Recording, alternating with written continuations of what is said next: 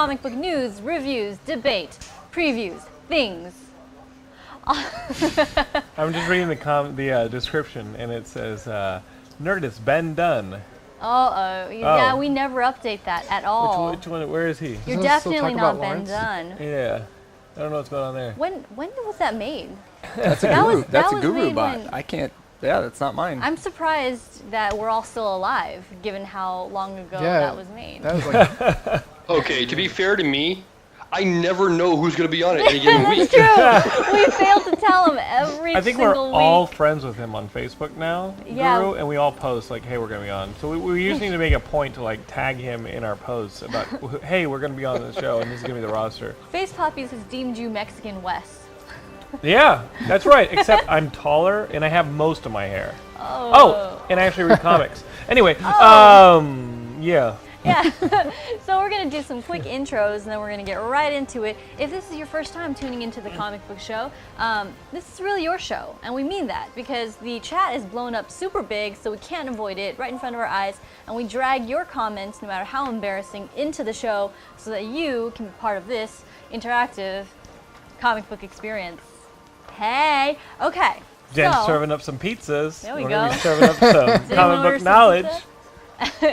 To my far right, this is Mr. Matthew Hiscox, director of Batman Death Wish, which is a viral Batman dramatic short. Also, my producer, my co-producer, or no, co-producer has a specific meaning in production.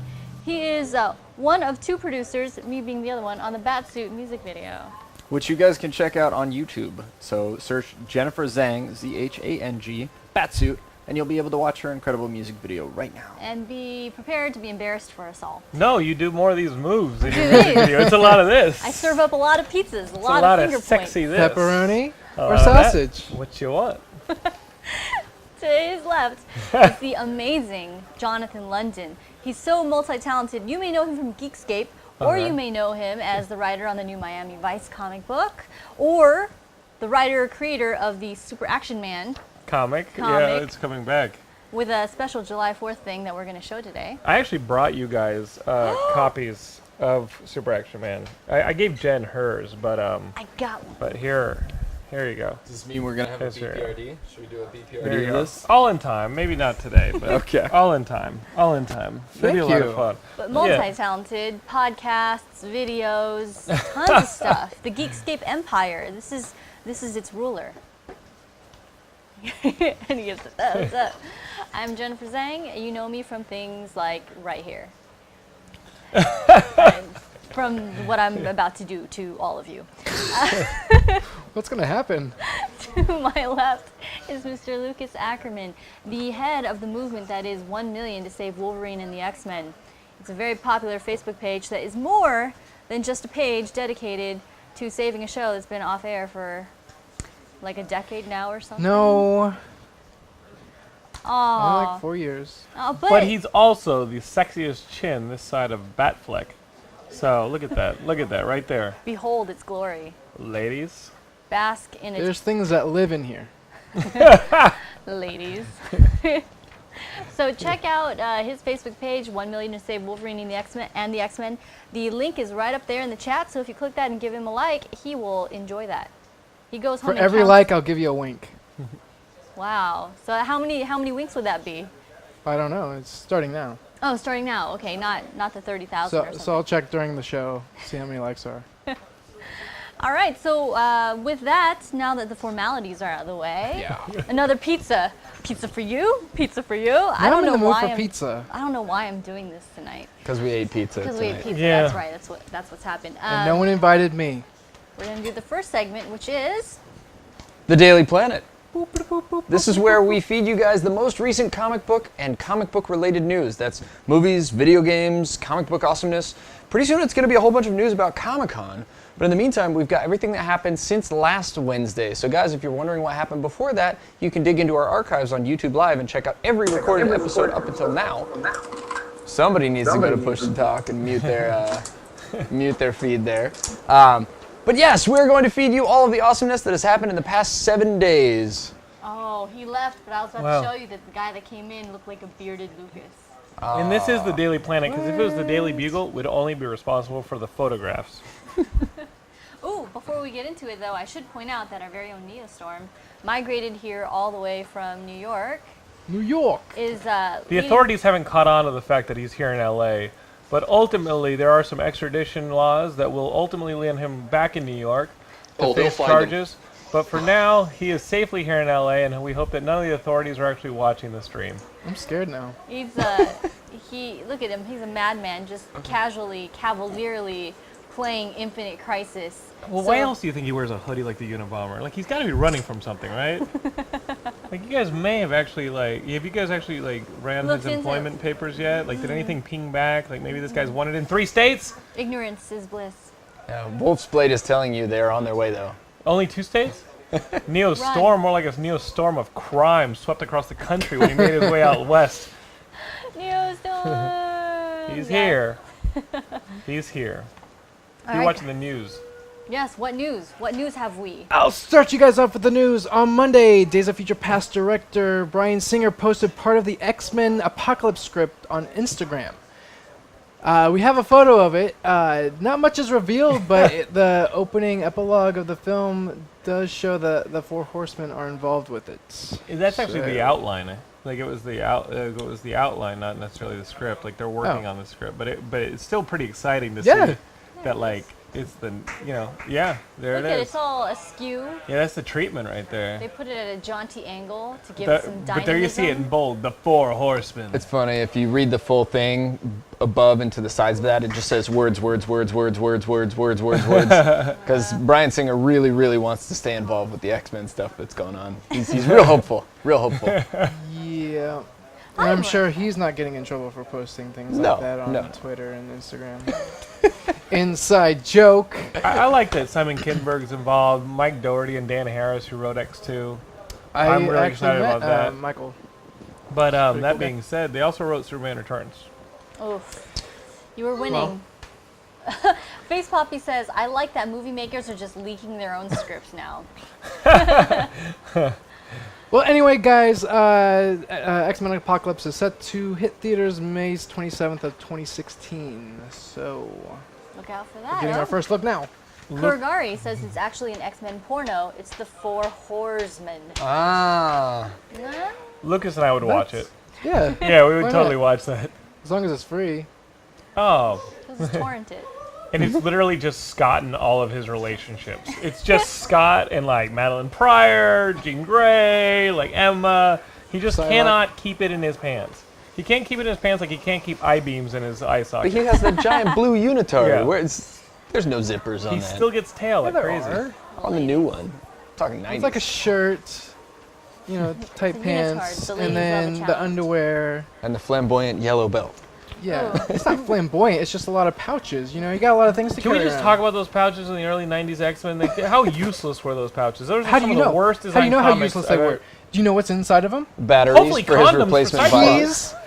Keys, a wallet, money. Like, what You did know, Colossus need all those pouches for? He just punches things. Beast, I Colossus understand. doesn't have many pouches. Beast was probably the only one who needed pouches because he's scientific. He probably has a lot of resources. And Got all the he had beaker. was a belt with the X-Men logo and But, his like, underwear. It's obviously like Cyclops wasn't keeping his contact lenses in there. Like, what did he have all those pouches for?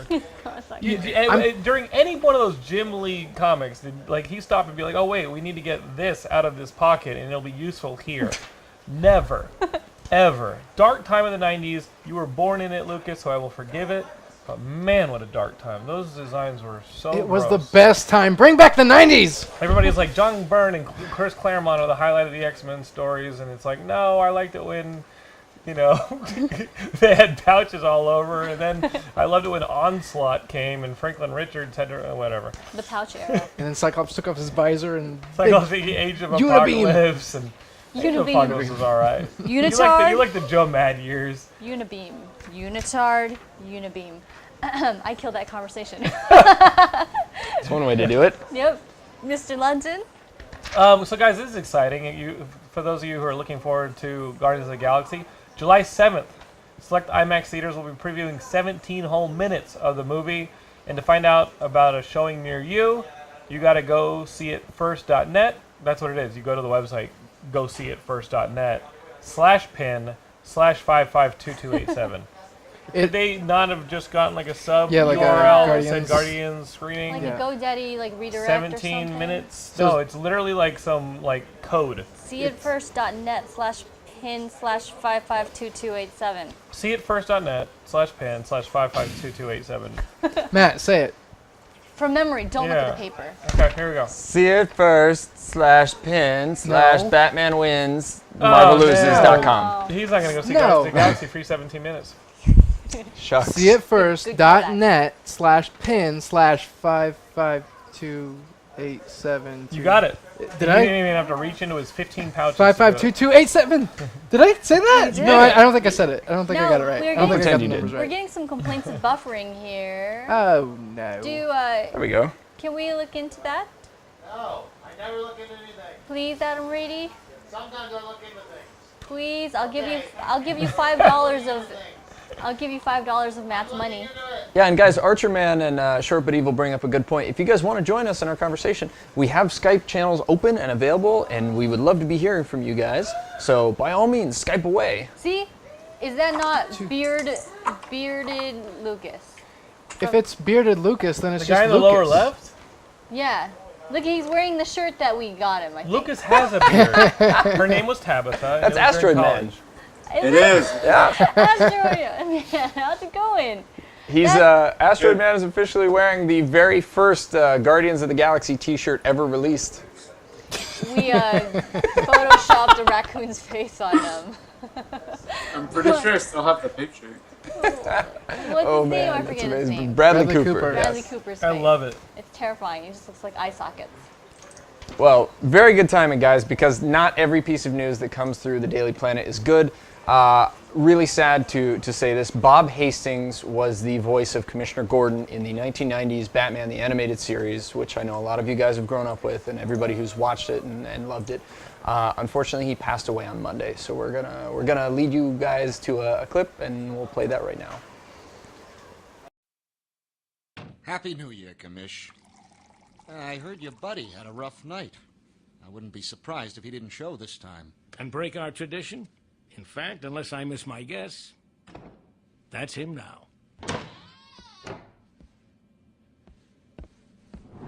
How's that arm? Better than the Joker's. Close one this time. They're all close ones.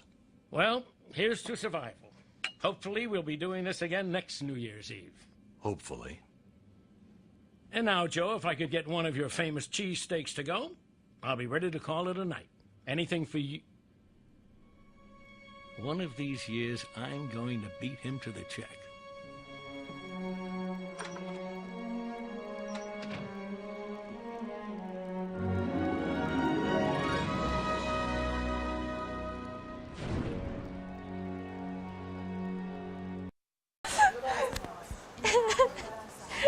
No, I said I would pretend to be crying and nobody else is doing it but me. How I'm trying to be embarrassing. sad. What Lucas thought was sadder was that during the early 90s, that was a much superior cartoon to the X-Men. I'm leaving. I'm out of here. That's I'm why out he of was here. upset. See ya! But really, like the Bruce Timm, like Paul Dini cartoons, there's no comparison. No, I forgot my comics. And all levity I aside, guess I'll stay. that was a great scene, to exemplify the power of his voice acting and how a lot of us fell in love with Commissioner Gordon in an avuncular kind of way because of his portrayal in the animated series. So, R.I.P. Bob Hastings. Say what? Who's eating corn nuts? Sorry, that's me. In this Skype. Mute yourself. Mute it. Stigma Boy says he was the best Gordon, or was. Yes. Well, there's really no easy transition from that. So, guys, let me just talk about X-Men Days of Future Past. It is now taken the #1 spot of the 2014 movies. It's now bypassed Captain America: The Winter Soldier. Really? But it's not looking like they're going to be holding the title very long because Transformers Age of Extinction made $300 million in its opening weekend. Wow. Now, I just have to point out that if you go to Rotten Tomatoes, Transformers Age of Extinction has a 17% critic rating, while X-Men Days of Future Past is still holding strong with 92%. Just saying, save your money to see X-Men Days of Future Past again. And the other difference is X-Men Days of Future Past is not just recut versions of the earlier movies in the X-Men series. Because Transformers totally isn't like the first three. At all. Well, robot dinosaurs. Yeah, and Mark Wahlberg. I think we have a Transformers here. Come on, guys. Check out the Transformers. I think I found it. He has like a porn star daughter. It's like, stay away from my dad! Well, like, that's your daughter? This porn star is your daughter. Okay. All right. The most believable thing in that trailer is that robots can turn into fucking trucks. That was the most believable thing. And I saw the trailer. I was like, okay, there's a guy riding around. There's a robot riding a dinosaur with a sword. That is the most believable thing in that trailer. Well, Asteroid Man says porn star daughter and no villain. I didn't watch it. I didn't watch it either. I haven't seen it. The only thing I heard I saw X-Men again. Was that there's an Asian character, and the Asian character automatically knows karate or like kung fu. Oh, of course. Because they have to. I actually saw, what did I see? I saw Snowpiercer with your boy Captain America, Chris Evans. It's the guy who did The Host, he did Mother, Korean filmmaker, and he did this movie Snowpiercer about like a post-apocalyptic future where the world is covered in ice and everyone lives on a train that circumnavigates that world. And there's poor people in the back, rich people in the front, and so they want to start a revolt to get to the front. Every revolt's been overthrown in the 18 years that they've been living on this train. But I think it's worth watching, especially for Chris Evans. It's called Snowpiercer. I heard it was very good. Yeah, and it will be released in its entirety in the U.S. They were threatening to cut it down, but it's going to be released unedited. Where on the train are the black people? Oh, come on now. Well, there's different races in all the poor and the wealthy. Come on. How, you're saying wealth is distributed by race? What world do you live in? Oh my God, reality's come too close. The movie's good. I mean, I enjoyed parts of it. It's not 100% success. I think some people love it. I like it. I'm not a racist, Wolfblade. I was trying to point out that Hollywood has a very specific idea of like people and their race associated with their socioeconomic class. So that's why I was interested. Like Michael Bay says, there's an Asian person. He knows karate. It's true. All Asian people do know karate. I karate chopped my way out of my mom's womb. Whoa. True story. Whoa. And as a half Mexican, I actually swam and jumped my way out of my mom's womb. This got real racial. I can't. More news. I came out of my mom's vagina with a bow tie. Yeah. And already crying over Wolverine and the X-Men's cancellation. Yeah. He was a very prophetic baby. It's because I have the power. He looked like a baby see in the future with a chin like this. We should all bring in baby pictures. That's actually and people should guess. That's actually dent caused by a. Mine would be so obvious. Yeah, it's not. That's not actually a dimple. That is a scar caused by a breastfeeding accident when Lucas was a baby. No, he had an Asian doctor, and they karate chopped his chin when he came out. No, an angel took a bit out of my chin because I was just so yummy. That's so sweet. I didn't know angels ate people. Hey man, however you want to cloud over that relationship you had with your neighbor, that's up to you. All right, we all gotta like wake up everybody. Oh yeah, like Edel Dab's answer. I stick my way out of that vagina. So we got any more news from the 80s, or are we moving back to the news from today? Well, this is all long past history. We can just keep talking about vaginas. Devon Aoki, who was a model and is now an actress, natural transition there, who was Miho from Sin City, has been cast to play Katana in Arrow Season 3. And Maseo, Katana's husband, has been confirmed to be in the series, played by Carl Yoon. Hubba hubba. Did somebody say Arrow? The Mirakuru. Oh, you have failed this city on a vote. I thought we were going to bypass that in this episode. Why did you guys give Jen that story while we're talking about race? Interesting. Story about an Asian She actress. actually called it, so... Yeah. You do this to yourselves. Short but evil with the obvious and yet hilarious Miho? No, Yuho. BT dubs, guys. As this is an episode with Jonathan London on it, you could turn this into a fun drinking game at home. Oh, God. Every reference to Mirakuru will get you drunker. Oliver, make it happen. You have failed. They're probably already drunk if they're already playing the game. he was about to make another one, it would be 2 shots. That's right. What else do we have on the plate here as a Daily Planet? Well, the very last piece of news, Nope, which it No, isn't. it's not the very last. oh last yes, time. I'm sorry, we have a That's all right. secret piece of news No need as to well. apologize. But we do have a cool photo that you may or may not have seen. Inadvertently, the very first photo of Henry Cavill as Clark Kent has been released online. He did a special little promo shoot for a charity that he was working on, and he just happened to be wearing his Clark Kent costume.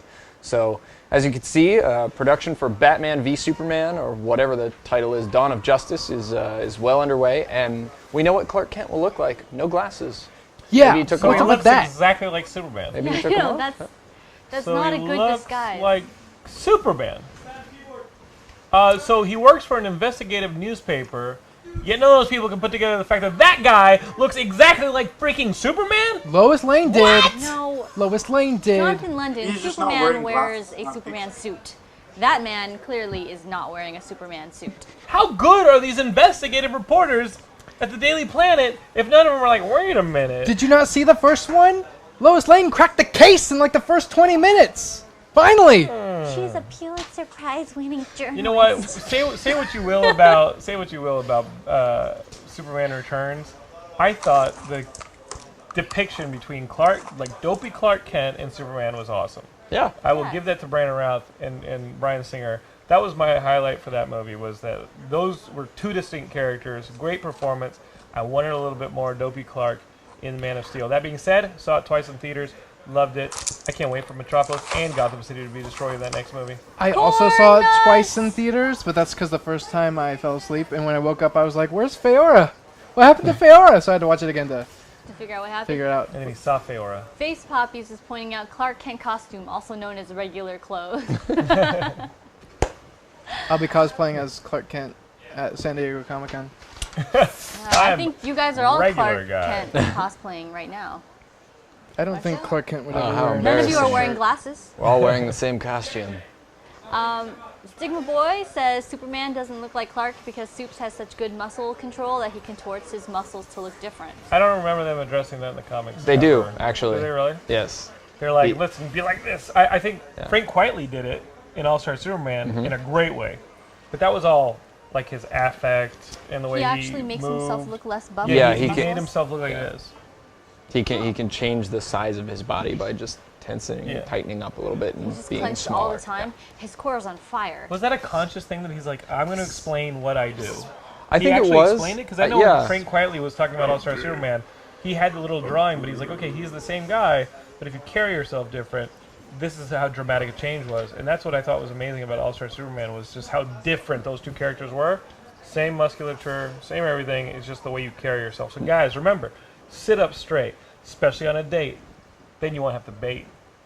You know, did it need that extra line? Did it need that? No. Okay, all right. Well, we have one more piece of news delivered by our very own Jonathan London. Yeah, so a few months ago, I do these workouts in the park, and this actor who I really like named Dave DeMelchian, I think that's how he pronounces his name. Is really I always mispronounce his name. He was in Dark Knight. He was in the Dark Knight.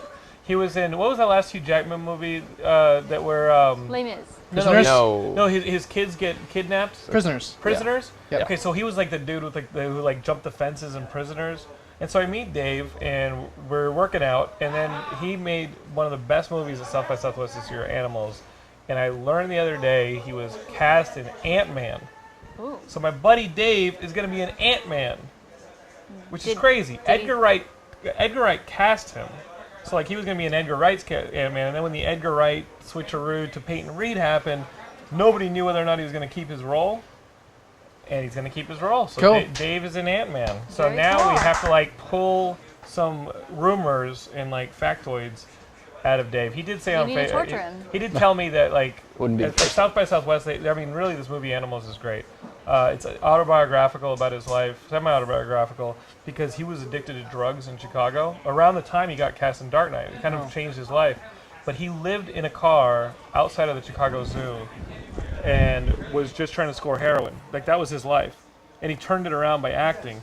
So he made this movie that's kind of semi-autobiographical, and it was released at South by Southwest. It was awesome, and they gave out these pins that say "I believe in animals," and he's going to try and sneak it into a scene in Ant-Man. He says, "I'm going to try and make sure my character is wearing an animals pin." Hopefully, that's awesome. no one finds out, so we'll Ant-Man. look out for that pin.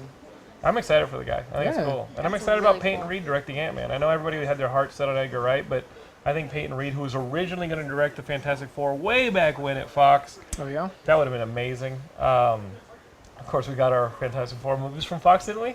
I'm looking forward to this Ant-Man. Yeah. Yeah, I think it's going to be good, despite all of the nervous rumblings. No, I'm glad they went with Peyton Reed. He's a talented director. Well, I believe that is all our news. Yeah, that's it.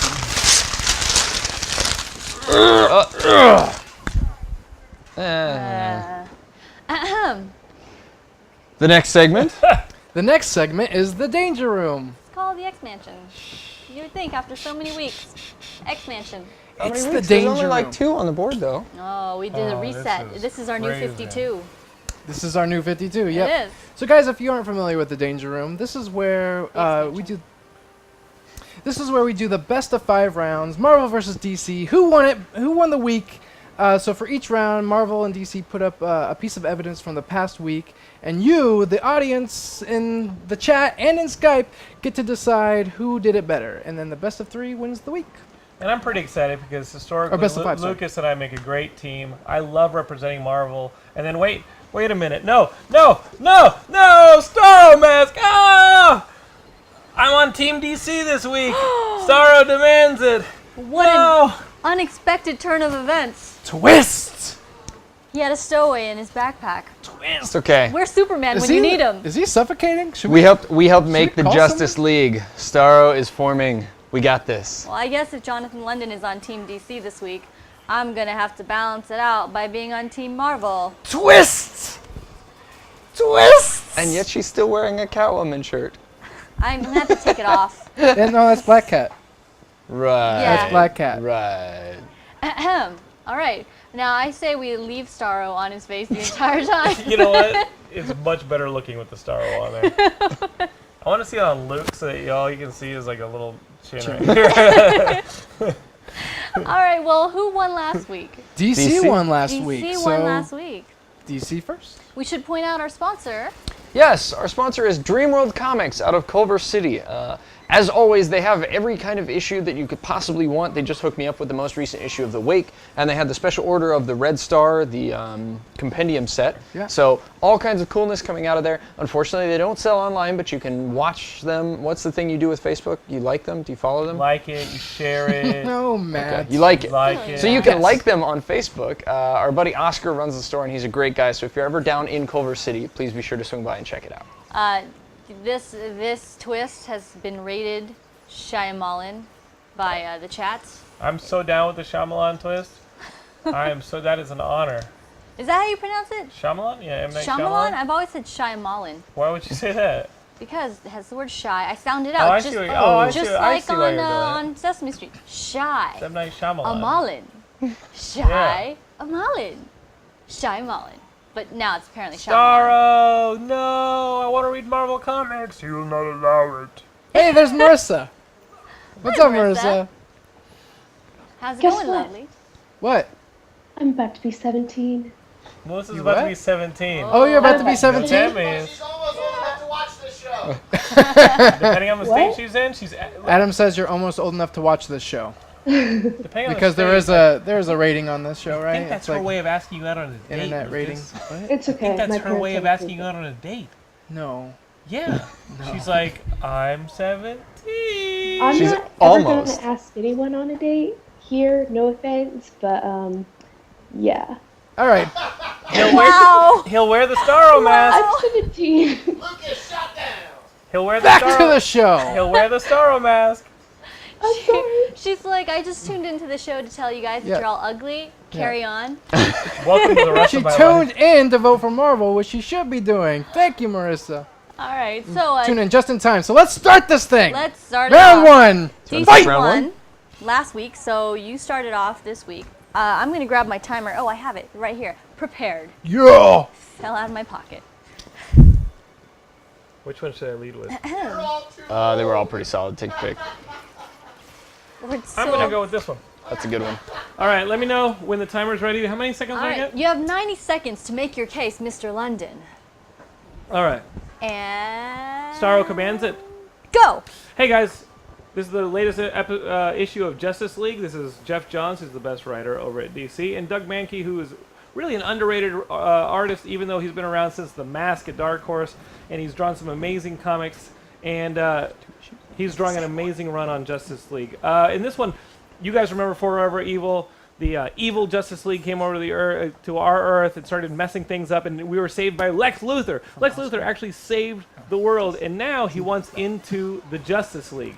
He actually wants to join the Justice League because whatever destroyed the evil Justice League's Earth is headed to our world, right? The New 52 DC. And to say that, I mean, to kind of force his way into the Justice League, he shows up at Wayne Manor and says, oh, guess what? I know you're Batman. And Bruce Wayne goes, I'm not Batman. He says, no, I'm pretty sure you're Batman. When I sat down, I felt a waft of air behind my back. There is a hidden, there's a hidden passageway back there. It probably goes down to a cave because it smells dank. And yeah, I'm pretty sure you're Batman. And Bruce Wayne says, I'm not freaking Batman. And so he takes out a gun and points it at Bruce Wayne and says, no, I'm pretty sure you're Batman, and Batman's not bulletproof. 10 so seconds. now I'm pointing a gun at you, and Alfred turns around and points a gun at him. It's a stalemate, and one of the only great, there's a ton more great moments in this book, including an amazing one with Shazam. That's it. Oh, that's it. No, keep talking. It's okay. Go ahead. Go ahead. All right, guys. So for your consideration, in round one, DC is putting up Justice League number 31. Justice League. So good, we got two of them. Yeah. All right. Team Marvel, bring it. Let me get prepared here for just one moment. All right, let me know when, sir. I am ready right now. So guys, Guardians of the Galaxy number 16. This is where, in the last issue, Star-Lord leaps to his death. But guess what? Captain Marvel catches him just in the nick of time. And Star-Lord says, oh, I saw you in the corner of my eye, so I knew you were going to catch me. And then he's like, how did you know where to find me? And Captain Marvel's like, well, they're broadcasting your walk of shame all over the universe or whatever, so she knew exactly where to find him. And Star-Lord's like, well, we need to find the other Guardians. So they're like, okay, whatever. So then with Flash, he's been captured by the Skrulls. They separated him from the symbiote. They're studying it, and they're asking Flash, like, do you even know how much your symbiote is worth? And he's just sitting there, like, just confused about what's happening. And so they're trying to fuse the symbiote with one of the Skrulls, and Flash is like, you shouldn't even try that. You know, he's just, warning them. And so one of the Skrulls, they merge with the symbiote, then he feels something wrong happening, and then the symbiote is just taking out all the other Skrulls, and then they separate, and the Skrull's like, why have you forsaken me? And then the symbiote and Flash reunite, and Flash is like, I warned you. And then Gamora, she's still being interrogated by the Badoon about the whereabouts about Thanos. The leader's growing patient, and she's like, just go ahead and kill her off. But before that happens, Angela comes and saves her. Oh, and she's like, hey, I thought we were going to do...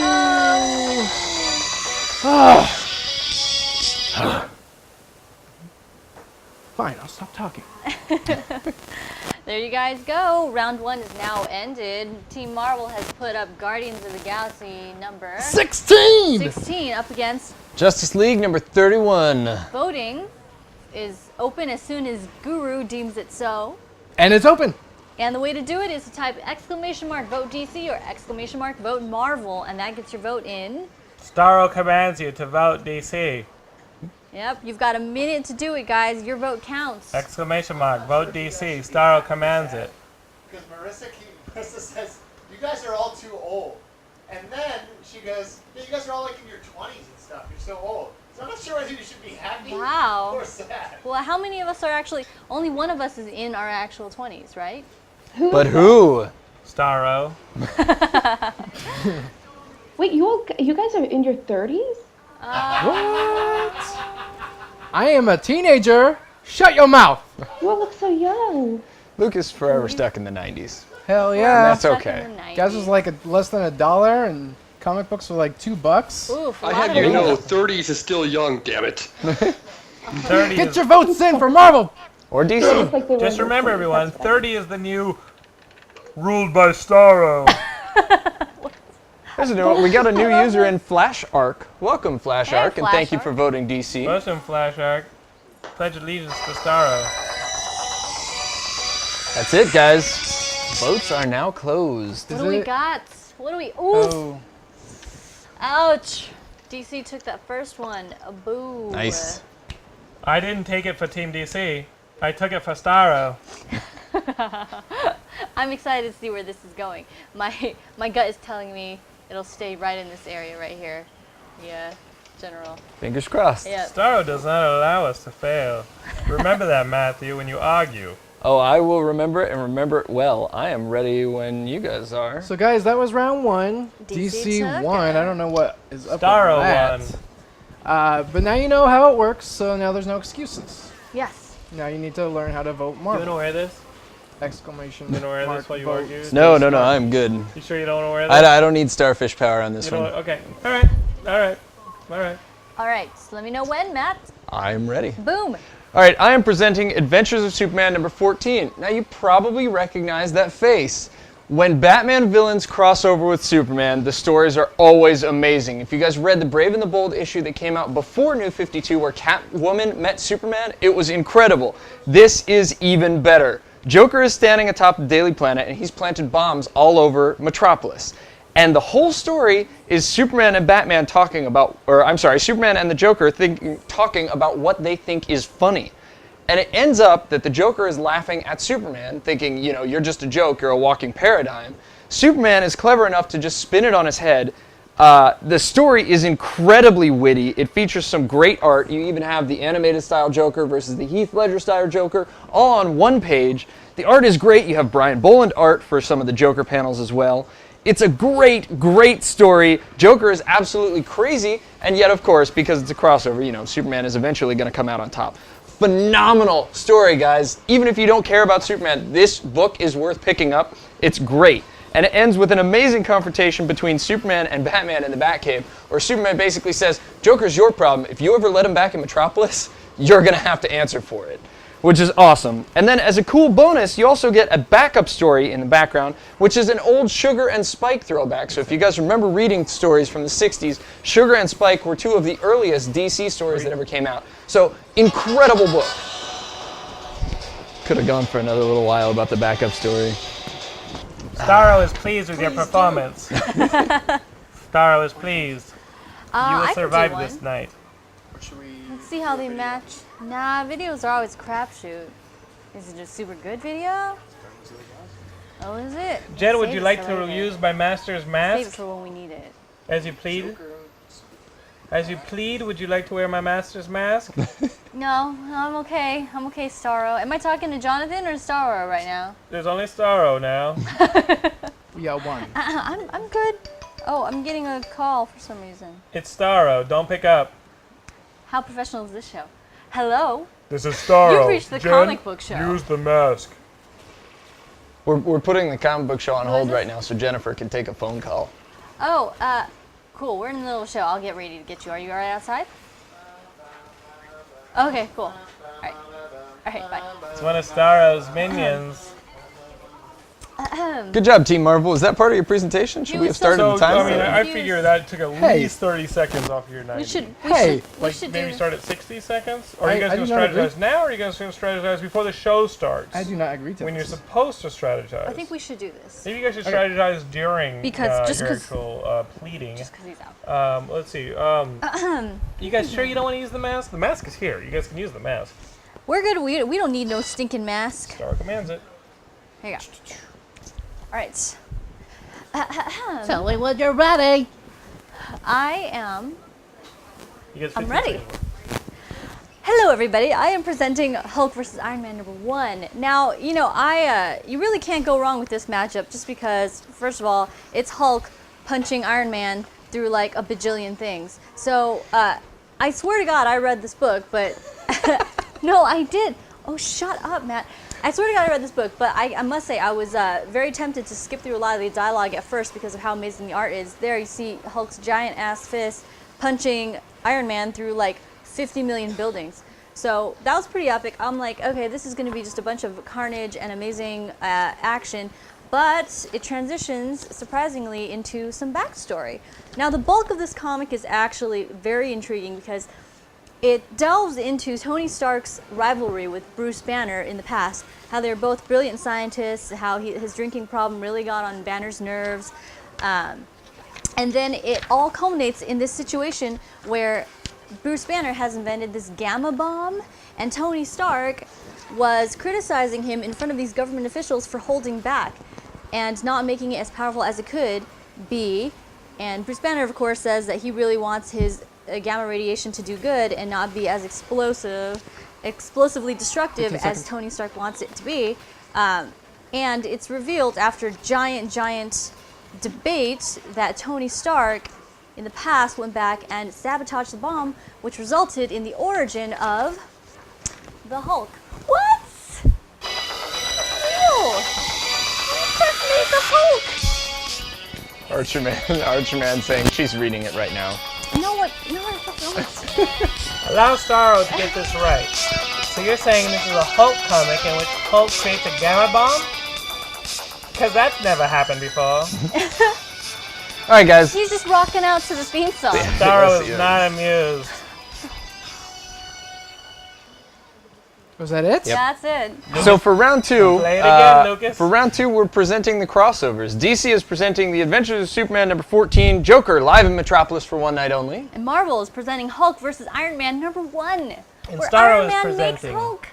Starro is presenting, allowing us to live this much longer. Voting is now open. Boom. 1 minute on the clock. We leave our fate in your hands. For those of you who voted before the poll opened, please vote again. Vote again. It won't count twice. Exclamation mark, vote DC is a vote for Starro, your new overlord. You guys, help overthrow the evil regime of Starro. Vote Marvel for humanity. Vote DC because we actually read our comics. She read. Look at. I read it. Look Oh at my all God! the Look at all the notes that she has. She totally read this. Look at the You guys are a bunch of liars. You guys have to defend the point that she read the comic versus just defending the comic. Look at all these notes. There's notes galore. I wrote at least 20 words about the reading of this comic. There's your proof right there. Exclamation mark, vote DC is a vote for Starro. Proof. Your new leader. He will let you live if you vote for him. SD0 Exclamation mark, vote Marvel is a vote for death. SD0 says Marvel presents Iron Man is responsible for everything awesome. What? Oh, I hit it again. I think That's I hit it, that. guys. Oh, that's round the time. Round two is now closed. What do we have? I can't wait. Oh my goodness. Come on. Yeah. Iron Starro Man is pleased. and the Hulk. You can breathe a couple more breaths, Earthlings. I feel like we need to do like those campaign things where like Starro's holding a baby and like Starro's petting a dog. Starro will now let you live that much longer under his regime. Where it's like Starro, but the O is like the Obama symbol for hope. I don't know what I'm talking about. Shall we get on with it? Started off stronger. Good. Because our foot is on your neck, and I'm ready to apply pressure for it to snap. Well, before we go into round three, Marissa, is it your birthday today? Is that what's going on? That's what She turns. Is it just past midnight? 7th. Oh, it's on the 7th. It's on the 7th. Screw it. Oh, come on. We gotta Screw it. Continue the show. Round 3. Go, DC. Why all the hula baloo about whether or not she can date, or who's in their 20s? Don't be so ridiculous. Starro will not allow it. All right. You want to go this round? Marissa, you're 17. Starro? If this was Or ancient Ray Roman Romano? times, you would already be betrothed to a Roman senator. Wait, 3 what? times your age. Nothing. No worries. Don't worry about what I just said. You got to really rub the salt in on this one. Look, I only said that because I don't date. It's just easier to say that, okay? I know. No dating, no rejection. That's You can my date line. and Wait. stay in bed. No, I don't date. Yeah, you can. Not because I don't want to, but because I don't because of my religious views. But that's a whole nother story. Oh. So you all are extremely nice We're- and very lovely people. We all but- worship at the Church of Starro here. Don't worry. Your religious beliefs are about to change. Okay then. You won't have to see me that. Starro / Jonathan Linden, you have you have 90 seconds. Wait! Okay, I'm ready. There's no waiting for you. And go. For his entire career, this guy, one of the greatest comic book artists, I think he's the greatest comic book artist, period, John Romita Jr., has worked at Marvel. But now he's jumped ship to DC, and he's working on Superman, the greatest superhero arguably ever created. And he's working with, again, DC's greatest writer, Jeff Johns, and this is the first issue, Superman number 32, this is the first issue in a brand new storyline that Jeff Johns is writing, and the longtime Marvel artist, John Romita Jr., one of the greatest comic book artists in history, is drawing. And what's great about this one is it does what a lot of great Superman stories do, which is reanalyze just what it means to be Superman. The way they do it this time, though, is they retell Superman's origin not through Jor-El, but through humans here on Earth who are about to die in a factory that's melting down. And so they take their baby and they put him into a fourth dimension. They put him in a little pod, send him into a fourth dimension. Then we fast forward 25 years to modern-day Metropolis. Superman's flying around. Actually, Superman goes back to work at the Daily Planet. He gets recruited by Perry White, gives him a job, and it seems like Jeff Johns and John Romita Jr. have the task of resetting Superman as a jumping-on point for all of you guys. So this is a great issue to jump back into the Superman mythos. You couldn't have two better creators working on it. I definitely say pick up Superman number 32. It's incredible. Just look at this artwork. Tons of action, tons of Superman.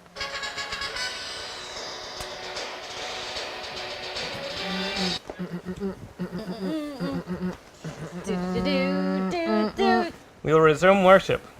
Now, guys, this is round 3, and DC has won 2 rounds, which means if they take this one, then it's over, and Marvel loses this week. But Starro so wins. Bring something good. No, I think you should go with the thing we were discussing earlier. I think you guys should strategize before the show starts. When you join Starro, you join the one mind. We strategize instantaneously, as a hive. SD0 is calling for Lucas to save us. Matt, you should edit this in.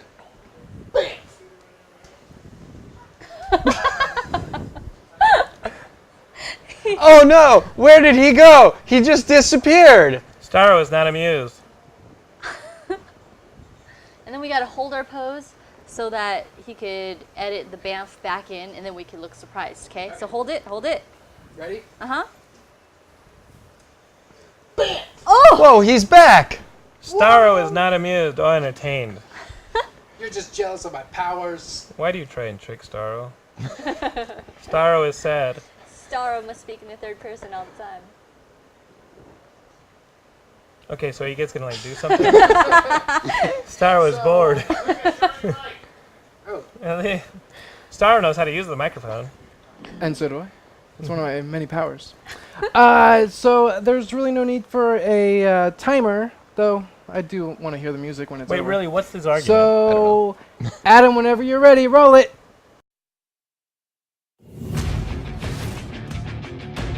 They call themselves the Guardians of the Galaxy. They're the thieves, the bounty hunters, and the neglected. It's not a typical superhero movie. We all meet in prison and we end up bonding through a prison break. Move to the watchtower! That was a pretty good plan.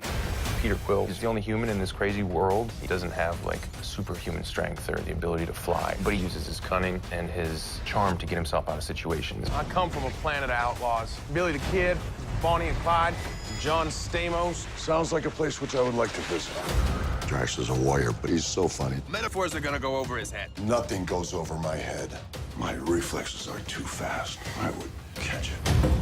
Gamora has a heart of gold, even though she's lethal and very, very rough. Cool. Should have learned. I don't learn. One of my issues. Groot is one of the strangest and interesting characters Marvel has ever put on film. I am Groot. Ain't no thing like me except me. Rocket is a raccoon with real anger issues. I live for the simple things. Like how much this is gonna hurt. And they come together to save the galaxy. There's a lot of humor in this one. And a lot of heart. Wow. There's nothing like it, that's for sure. Our world is facing an unstoppable threat. And we're back. Starro is pleased by your presentation. Now See he this has music. seen as many trailers as necessary to cut the movie together himself.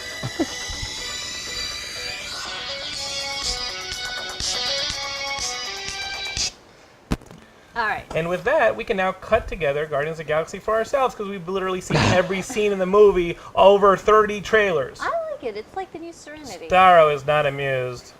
All right, guys. I like it. It's like the new Serenity. Remember, it only had 13 episodes in a movie. That bombed.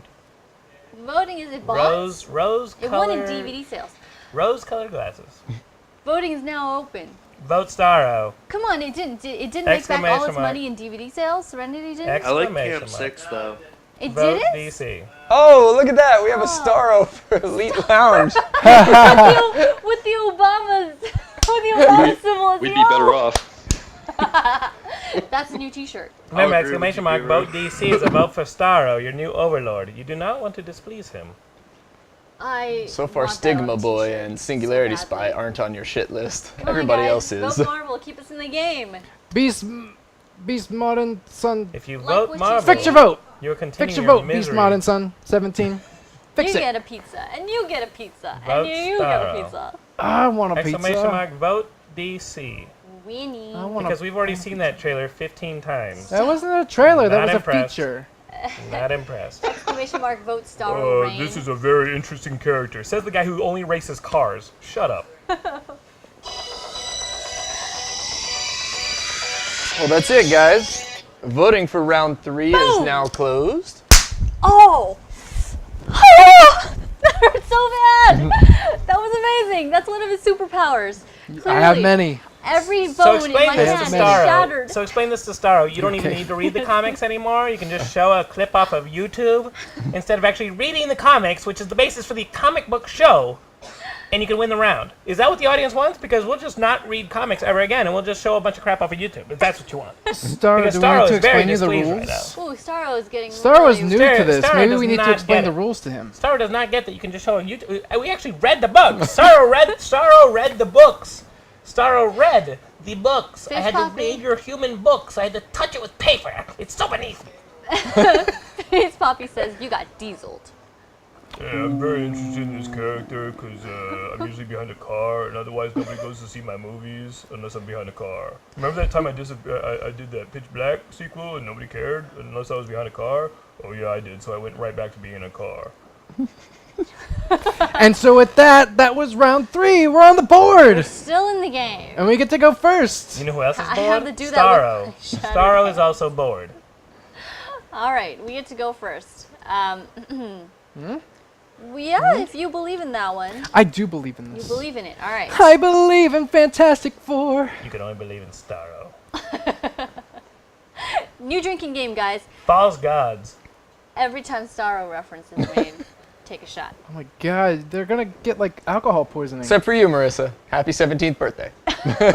Where does Marissa live? If it's Kentucky, yes, she can drink. And she's probably already no longer chest. Ready? Wolfblade wants you to add him on Infinite Crisis. Can you play Yeah. Starro in Infinite Crisis? So, we should plug the Infinite Crisis experience, which happens here every Tuesday at 8 p.m. PST. Neo is one of the stars of that show. You can watch as he and his teammates tear each other apart. If this last episode is any indication of the rest There's gonna of the be a season. fight. Okay, so let me get this straight. Jeff Johns and John Romita Jr. and they like the freaking trailer. That's insulting to the history of comics. Well, you know, it's Starro John does not Romita believe Jr. He's a Spider-Man artist. Get him on Fine. Spider-Man! He was a Spider-Man Yeah, artist. All right, He was. Now he's Get on. back on jumped Spider-Man. ship- He jumped ship to show allegiance to Starro. Another He's shot. just spreading his wings. Lucas, let me know when. I have Okay. 5 wings. I have 5 of them. Shut up, because I'm about to talk. I'm about to get another point for Marvel. Let me know when. All right, it's Fantastic Four number 6, guys. So the Fantastic Four are coming home to the Baxter Building from their trial, and they're met by the Avengers right outside the building. And Captain America's like, "I'm so sorry," and Reeder's like, "Oh yeah, thank you," you know, going on about the trial and everything. Captain America interrupts him, saying, "No, I'm sorry, we can't let you inside the building." Reeder's like, "What? I mean, I know we were told I can't go into the laboratory or any other units in the Baxter Building, but what about our living quarters?" And Johnny is like, Captain America, why are you following all the rules when, it wasn't too long ago about Civil War and da-da-da-da-da. Well, Sue, she's been quiet, most of the conversation, but then she asks about their personal things. And Spider-Woman's like, well, I think it's going to be forwarded to you wherever you end up. Sue's just like, oh my God, I've had enough. They're taking our kids. Some stranger's going to be packing up our personal things. She just lets out this force field to let everyone know how angry she is. Well, guys, 2 days later, Johnny and Thing are together, and Thing is like, I'm mad at you. You're not my friend anymore, and this is why. I was just with the Avengers. We were doing superhero things, and then the Watcher's Eye was revealed to us, and I got a memory. It wasn't my memory, but yeah, they're not friends anymore, and to find out what was revealed in that memory, go pick up Fantastic Four number 6. I'll wait for the song.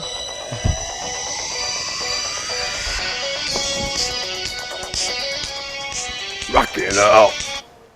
Starro found that very beneficial. Because now he knows that Fantastic Four is still being published. Wait, hold on.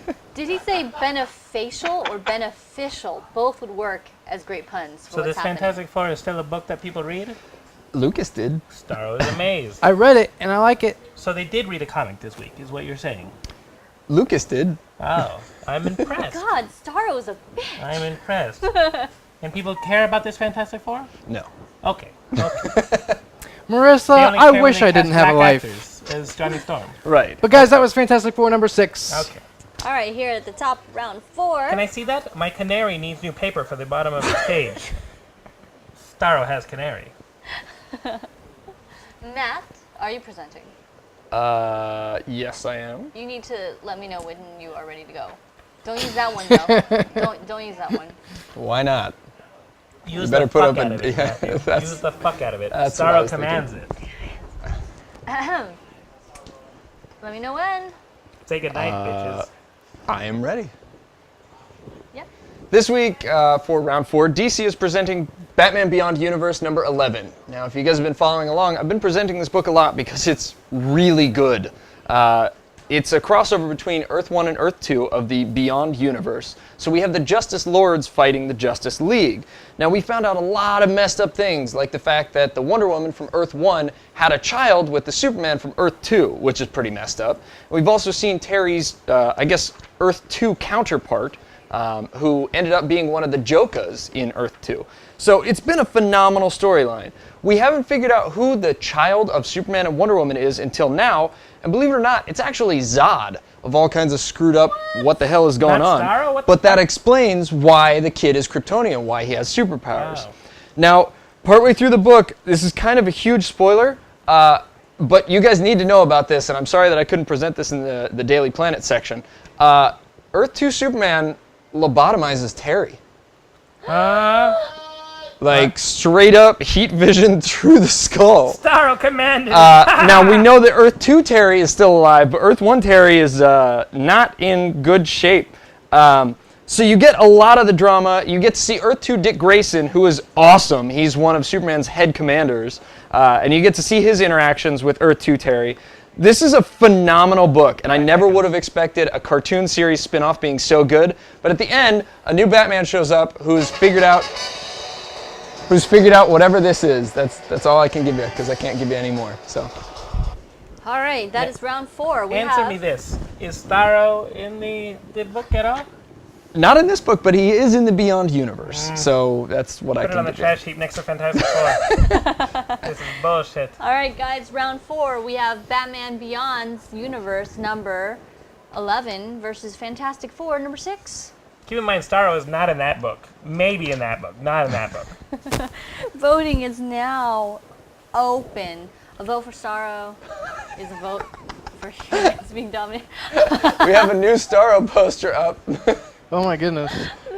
Oh my God, he's a winner with that Photoshop. Can you email that to me, please? Starro. That's so funny. Starro@gmail.com. Now I want that on a t-shirt. I like that Greg said I would type in Earth 2 Dick Grayson, but Moobot would ban it. And then surely enough. Okay, now honestly, like, they should be voting DC. That thing Yes. about Wonder Woman and Superman's baby, that's fucked. Yeah. being That Zod. that is fucked. Is it too effed? I've worked so hard to you bang should vote. Wonder Woman, and I didn't know I had to go to Earth 2 to bang Wonder Woman. Starro's been wanting to bang Wonder Woman forever. I put a fucking star on her face, and she still wouldn't sleep with me. That is bullshit. 10 seconds, get your votes in! Put a star! Exclamation mark! Vote DC. Marvel! Please. Marvel! Please. Marvel! Oh man, look at all the 3 Viso, Jay Callie. Welcome, guys. All right, guys, voting is now closed. Oh! Whoa. Wait. Wait! Wait! Oh! Holy crap! Wow! Suck it, Terry Well, we've McGinnis. learned that our viewers clearly do not appreciate good comics. Why? I think I know Terry what's McGinnis happening. being lobotomized versus Fantastic How do Four? you know they didn't? They voted for Miss Marvel, or Miss Marvel. Maybe they love Invisible Terry McGinnis so Woman much is like they don't want to see him pissed. She's PO'd. Put They that want to book see down. more PO'd Invisible Woman. I think I know what's happening. This Starro is the highlight of the show, and they don't want it to end by putting you guys down like a dog. So they want to see more Starro. Please, vote for DC, put this to bed, and Starro will return in the rest of the show. Let that be assured. Sorry, Anyway, guys. His powers for evil. This was really a great read, and now I know what's been going on with Leech and Artie. No, really, you guys fucking voted for Fantastic Legion Four. Artie. That is a book they are going to cancel. The little green You guy voted Warlock. for Fantastic Four. They are going to cancel that book. I don't You read voted Marvel, for it. Sorry. All right, like you guys need Starro. You need Starro more than anything. They're going to this book. Hey, don't. They are going You to do not know how. cancel. Ugh! Don't They're piss going me to off. Cancel. They're going to cancel this book. This book will be canceled, and you voted for it. You need Starro as your overlord because you cannot make choices for yourselves. You voted for this. It will be canceled. Oh, that might be better. Congratulations. That, because I just saw something. I cannot that looked cool. wait for you guys to be cleaning out my bathrooms. This is awful. How did it come to this? What do you think? This I is don't have the my. heart to go This again, is my Matthew. golden ticket. All right, we're gonna go with the golden ticket then. So, since we won the last round, despite By a hair. despite the evil. They voted for evil Fantastic Four. That's influence so of ridiculous. Starro, They won't read Fantastic just- Four, but they'll vote for it? They don't want Starro to win, because when Starro Humans, wins, you need this. everybody loses. Get back in Superman Zoo. Matt, you may want to witness this. All right. The Fantastic Four reader's about Matt's to go. scheming something right now. Let me know when you're ready. Seems scheming something. Although we should wait for Matt to get back in so that in the edits, Yes. everybody is in the. And it's distracting me because I think I know what he has. Matt, you gotta get 'Cause back it was in part so of the in the edit. news. It doesn't look like you left. I think Stigma No, Boy it has was a not part of stigma the news. against Starro. We're not Why using don't that. we bring it up in the What? news? The Batman. We were but we'll talk about it on Watchtower. Okay. And oh my God! Okay, so guys, Uncanny Avengers number 21. So Wanda and Wonder Man are interrupted by Wolverine and Rogue, and they're saying, "Oh, we gotta warn them about what's gonna happen in the future. The plan that they have to destroy the Celestial isn't gonna work." So elsewhere, Iron Man is giving orders to everyone, including Doctor Doom, of how to destroy the Celestial. Well, Captain America, who's now in the know, and Rogue and Wolverine interrupt, saying, "Hey, don't do this because you guys are gonna die." So Iron Man is like, "Okay, yeah. So the thing to do right now is to have a extreme debate right now. Before the world is gonna be destroyed." Captain America says, "No debate. We can stop this thing, but only if everyone does exactly as I say. We have to unite." All of us, and by uniting he means everyone gives rogues their powers, and by everyone I mean they even teleport Rogue to the X Mansion to get all the mutants' powers as well. So meanwhile, Eamon, one of the Apocalypse twins, feels the adjustment in the timeline because she saw in the future that all their squabbling, all the Avengers squabbling, is what wins the twins' victory. So Rogue is overloaded with power. Look at this; she's like so overloaded, but things aren't looking good for her. But guess what? They have more aces up their sleeves. They have Thor with his axe slicing the Celestial's neck. They recruited Sentry, who is one of the 4 Horsemen now, to help. But things take a turn when Kang appears, and they send. I will shut up. All right. I shall shut up now. Uncanny Avengers number 21. It's legal. is what it's legal. It can drink. And it's what we're presenting here Has on it been Team participating Marvel. in the drinking game tonight? Now it can drink. Now The highlight of that book is where's it's the not going shot? to get canceled like Fantastic Four. What you got? We got Rogue absorbing an entire X-Mansion full of mutant powers. And the Avengers. And the Adam? Avengers. What do you got? Okay. Are you taking penalty? Let's see what. So are we ready to go on it or no? See what you do to comics when you touch it. Okay. No Well, touching comics for this one, I am going to give it a very, very brief introduction. And then, Adam, if you could stop it just a few seconds shy of 90 to make sure we don't take a penalty on it. Sure. So, we do like a... Real quick, the chat room has turned into anarchy as they're beating up on political and religious grounds. Understand, if you vote for Starro, all this will go away. You will be a one-party system, and the party will never end. What's the line? Resistance is God. futile. Resistance is futile. Quit arguing politics. Quit beating up on the 17-year-old. Vote for Starro. Now, can we watch this shit? What is happening? All right. All right. So, wait for it, because I got to do this really quick. Okay.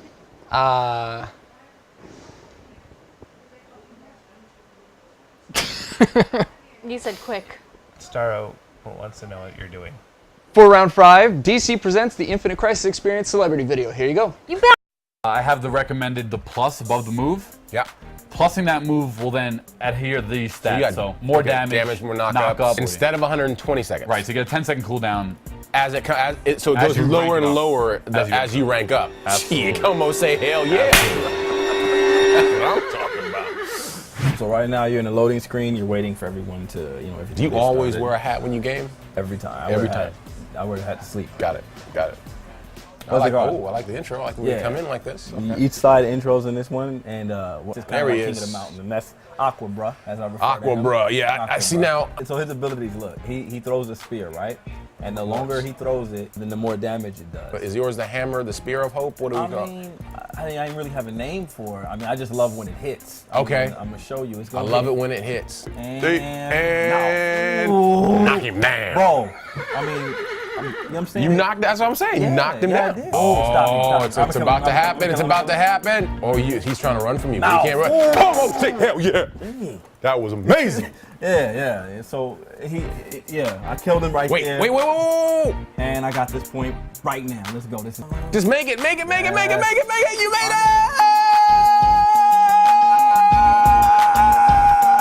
I gotta go to the bathroom. I'll be right back. So they call you Neo Storm. Ice.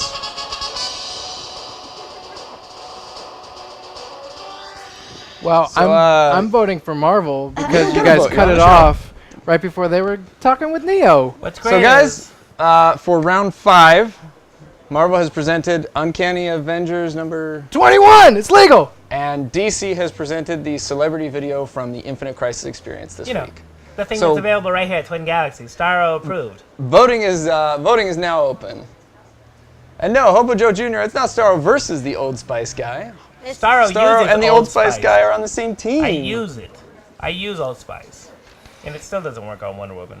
Daldav. Wait, Old Spice? Vote doesn't- again. Old Spice doesn't work on Wonder Woman? Remember, the only way to vote is vote DC. No, vote Marvel.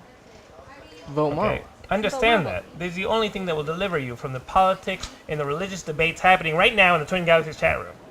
Jennifer, understand that the only way that you win this round is if DC wins. Because if Marvel wins this round, your celebrity video was not good enough. That is true. And if DC wins this round, your argument was not good enough. Jen was responsible for that video, so if you want to support Jen, You have to vote DC. it looks like Lucas is a man alone on an island. I'm speechless. So vote DC. To and vote support Marvel! 3/4 of this show. Lucas, you have to do this on your own now. Guys, vote Oh my DC. goodness. Exclamation mark. I'm always on my own on this show. DC. Jeez. Vote Marvel. Oh, this shit's gonna be tight. That's Uh-oh, it. what are we doing? Voting What is do we closed. have? Tie? Oh my god. Tie? Tie? Tie? Tie. Oh. We're still in the game. Woo! Still in the game. Straddling that fence. Oof. Still in the game. One more. One more round. All right. One more round. Oh my So god. we get to go first again. There it We is. do.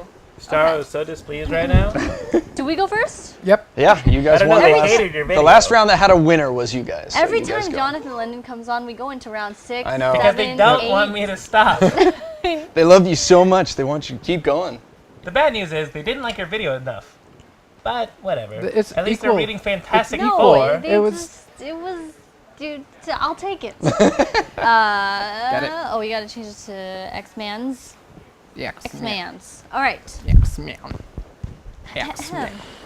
Here at the top of round 6, Jennifer Zhang is presenting Deadpool versus Carnage. Now, I've used this comic before for one of our arguments because it's actually super awesome. It actually starts out with Carnage splattering a mental asylum with Carnage. He's taken a hold of a bunch of psychiatrists and he's smashing them into walls and creating his own ink blots. Very funny. He is actually on the lam because Deadpool is chasing him. Where we last left off Deadpool was, however, he had been slaughtered, except he was revived by a whole slew of symbiotes. So now we meet a souped up Deadpool, who is a combination of 4 different symbiotes. And we have this giant reveal. Check that puppy out. Look at him. He's insane. So there's only one way this battle is going to go. And if you like gore and carnage and carnage, the other noun, not the proper noun, and just all kinds of bloodfest slaughter right there. That's so gross. I don't know what's happening there. You're going to enjoy this. And it ends with Deadpool calling himself Carnage's spirit animal, and there you have it, Pandapool, right there, the return of Pandapool. This is really good if you're a dude who likes lots of blood and gore. There's even a dog in it, so guys like dogs, right? I would definitely recommend this. This is the conclusion of this story arc. I would say check it out. Rock out! I whip my hair back and forth.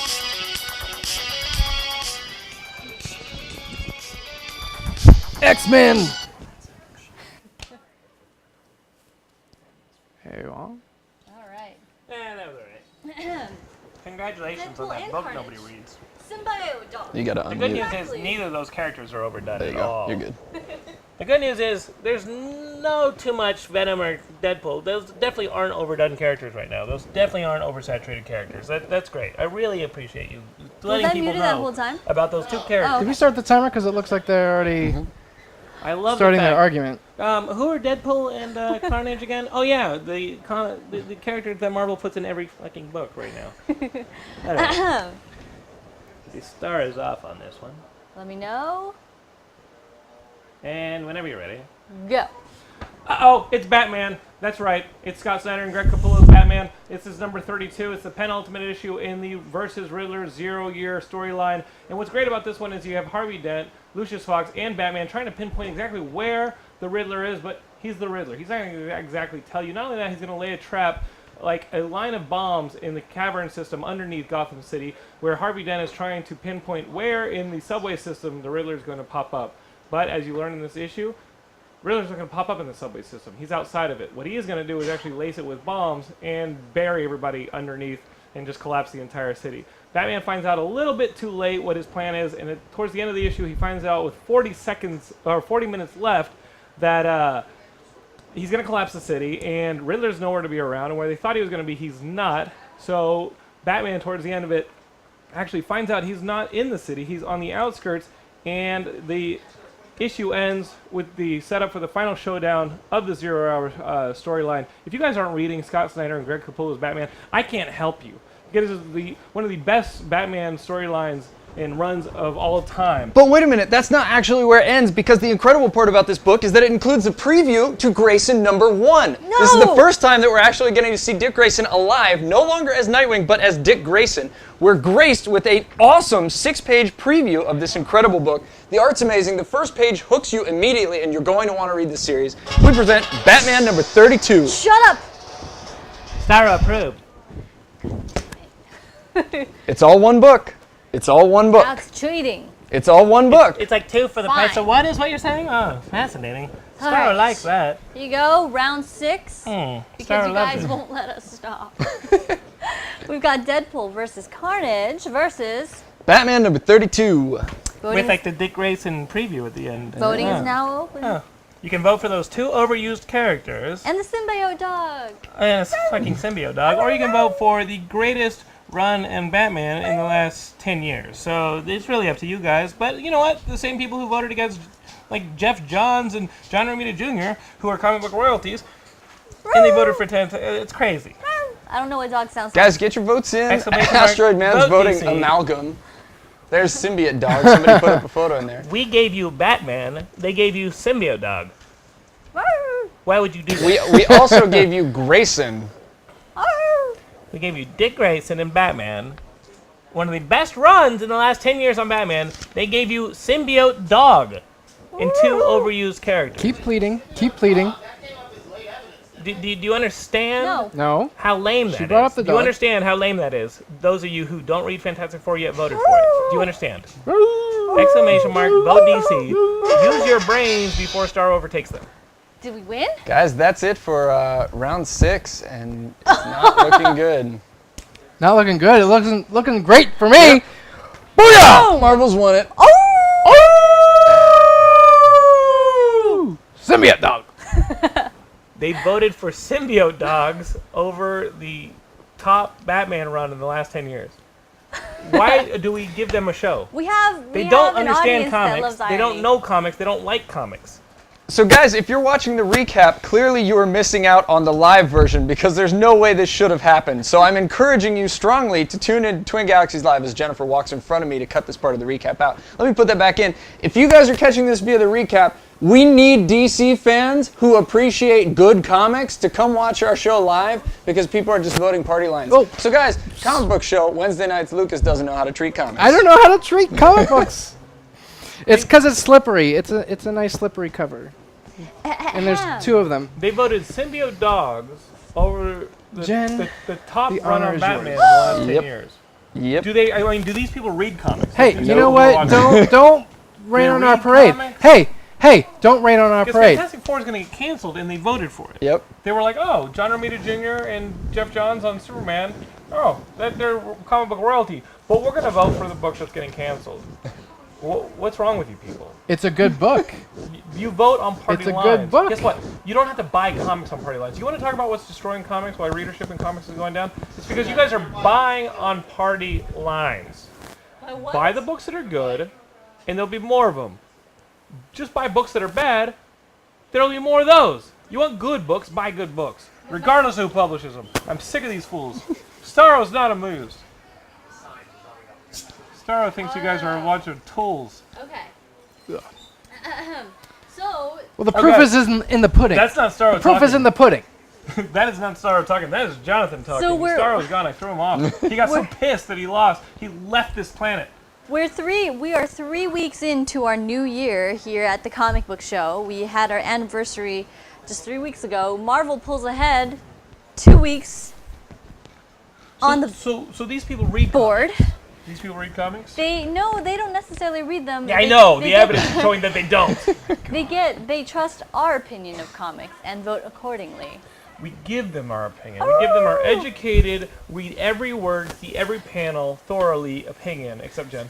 And they still don't seem educated. They seem like they're almost 17 years.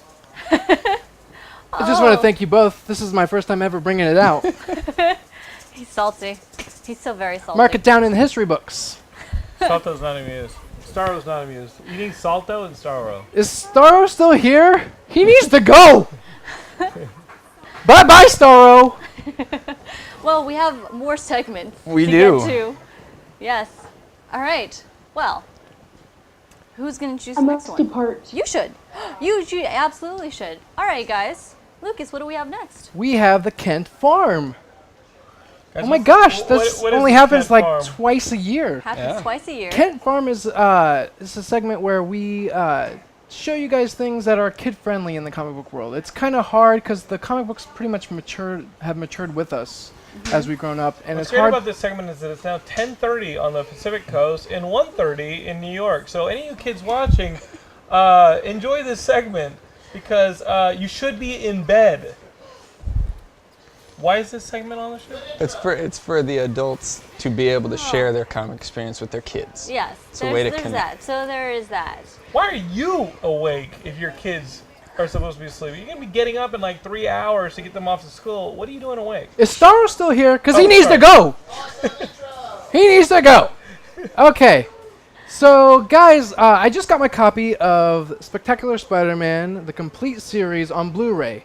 It has 26 episodes. This is probably my favorite Spider-Man series, including the 90s series. I think this tops it because this whole series was planned. It was canceled prematurely. It had a cliffhanger that really wanted me to have a third season. But this includes all 26 episodes, some special features. That includes a music video. Ooh. Roll it, Adam.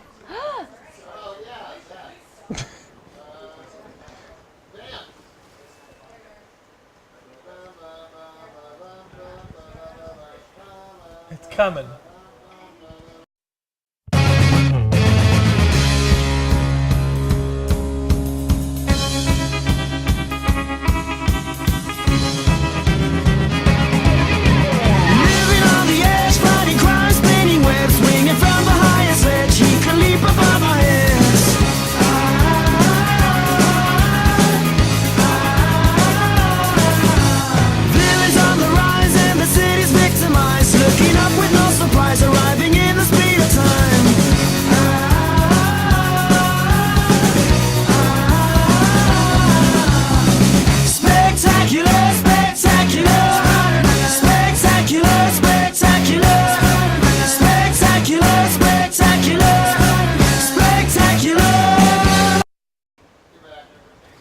Buy that for your kids.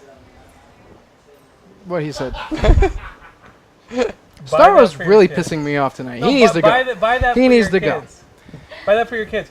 You know, the sad thing See about this? that... Bye-bye. The sad thing about that, there were only 26 episodes. It was canceled prematurely. Last weekend, Lucas started a failed Facebook campaign for it. So, you know, help out. Do your part. Oh, Lucas. No, that does sound like a really awesome thing. No, don't buy it. Don't buy it for your kids. Nostalgic. Who cares about the kids? It's Blu-ray. It probably comes with Ultraviolet. Have you ever watched a movie on Ultraviolet? You haven't seen a movie until you watch it on Ultraviolet. No one's ever seen a movie on Ultraviolet. It even has a music video. Oh. Like, comes with HD, with Blu-ray, DVD, and Ultraviolet. No one's ever watched a movie in Ultraviolet. Stop. All right, that's Ken Farms, guys. Thank you to Lucas for presenting one of our very rare Ken Farms. I think the last one we did was the deck building game, right? No, we've done a few. I think we've done one since deck building game. I had one with the Days of Future Past. So the kids' books. Yeah. If your kids are awake, put them to bed. The next segment. Sneak out and buy them the Spectacular Spider-Man Blu-ray. The next segment is the Infinity Gauntlet, and I think you should intro it. Good night, guys. Yeah, I think. Bye, Marissa. Marissa. Thanks for tuning See you in. later. Well, speaking of kids going to sleep, bye, Marissa. Oh, shut up. Bye. Because now it's time to fight. The Infinity Gauntlet is where you propose battles in the chat room. Like, hey, who would win in a battle between Starro? Nobody. And we tell you who would win in a fight. Like, I don't know, Kraven the Hunter versus Kazar. Oh, that's a comic book. You guys don't read comic. Never mind. Just say a bunch of stuff. We'll tell you who wins. All right, guys. Starro versus Lucas is the Starro. first proposal. Lucas, what do you think? I would so fuck up his shit.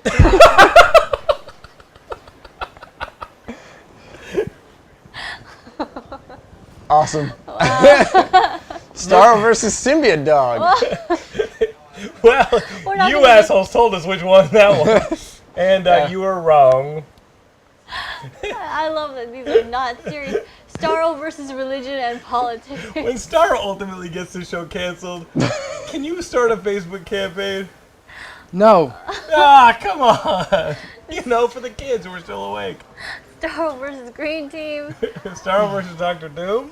But he already has a mask on his face. How's he going to get Starro there? Now, guys, there were some great suggestions last week, and we told you guys to please to please remember them, but I don't remember what any of them were. So if you guys were here last week and you made some of those great last-minute suggestions, we'd love to hear them again. Salt versus In related Johnson. news, this is the most entertaining this segment's ever been. So keep these suggestions coming. Starro versus everyone. Good night, Greg. Oh, Greg. We've got the. Night, Greg. Aw, back to work.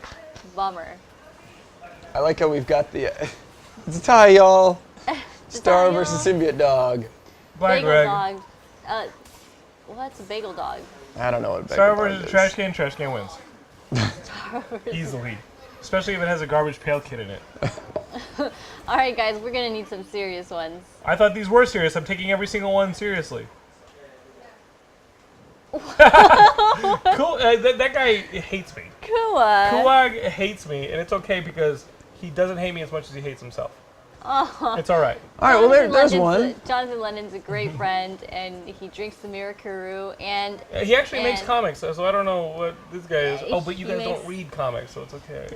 the Super Action Man comics, as well as Miami Vice, and he's also the man, the myth, the legend behind Geekscape. Whoa, Starro versus Long John Silver's. That does not turn out well for Starro. Starro ends up bread, buttered, and on a plate. Well, we've got Yumi. No, Yummy Yum Orange. Orange. No, it's going to be Yum Orange. Yum Orange is suggesting Master Chief versus Iron Man. Stigma Boy saying Hulk versus Red Lantern Corps, which we've already done. We did Hulk versus Atrocitus. Sentinel versus Superman Prime. Master Chief versus Iron Man, you guys have done. And Short But Evil, I'm sorry Skype is not working, but I'm sure Xander or Adam are hopefully rebooting 4 and 5 so that it will be back up and running. Shredder versus Silver Samurai. Same thing. At this point, honestly, at this point, same The thing. Michael Bay's Shredder does look like Silver Samurai. He looks like a giant armored up Hulk. I think they just shipped them the 3D models from the Wolverine movie, and he's like, "Here, use this." He's like, "Cool, you just saved us $2 million, and that's what we got." But the truth is, like, let's take it regular Shredder. Let's take it Peter, Laird and Eastman Shredder versus Silver Samurai.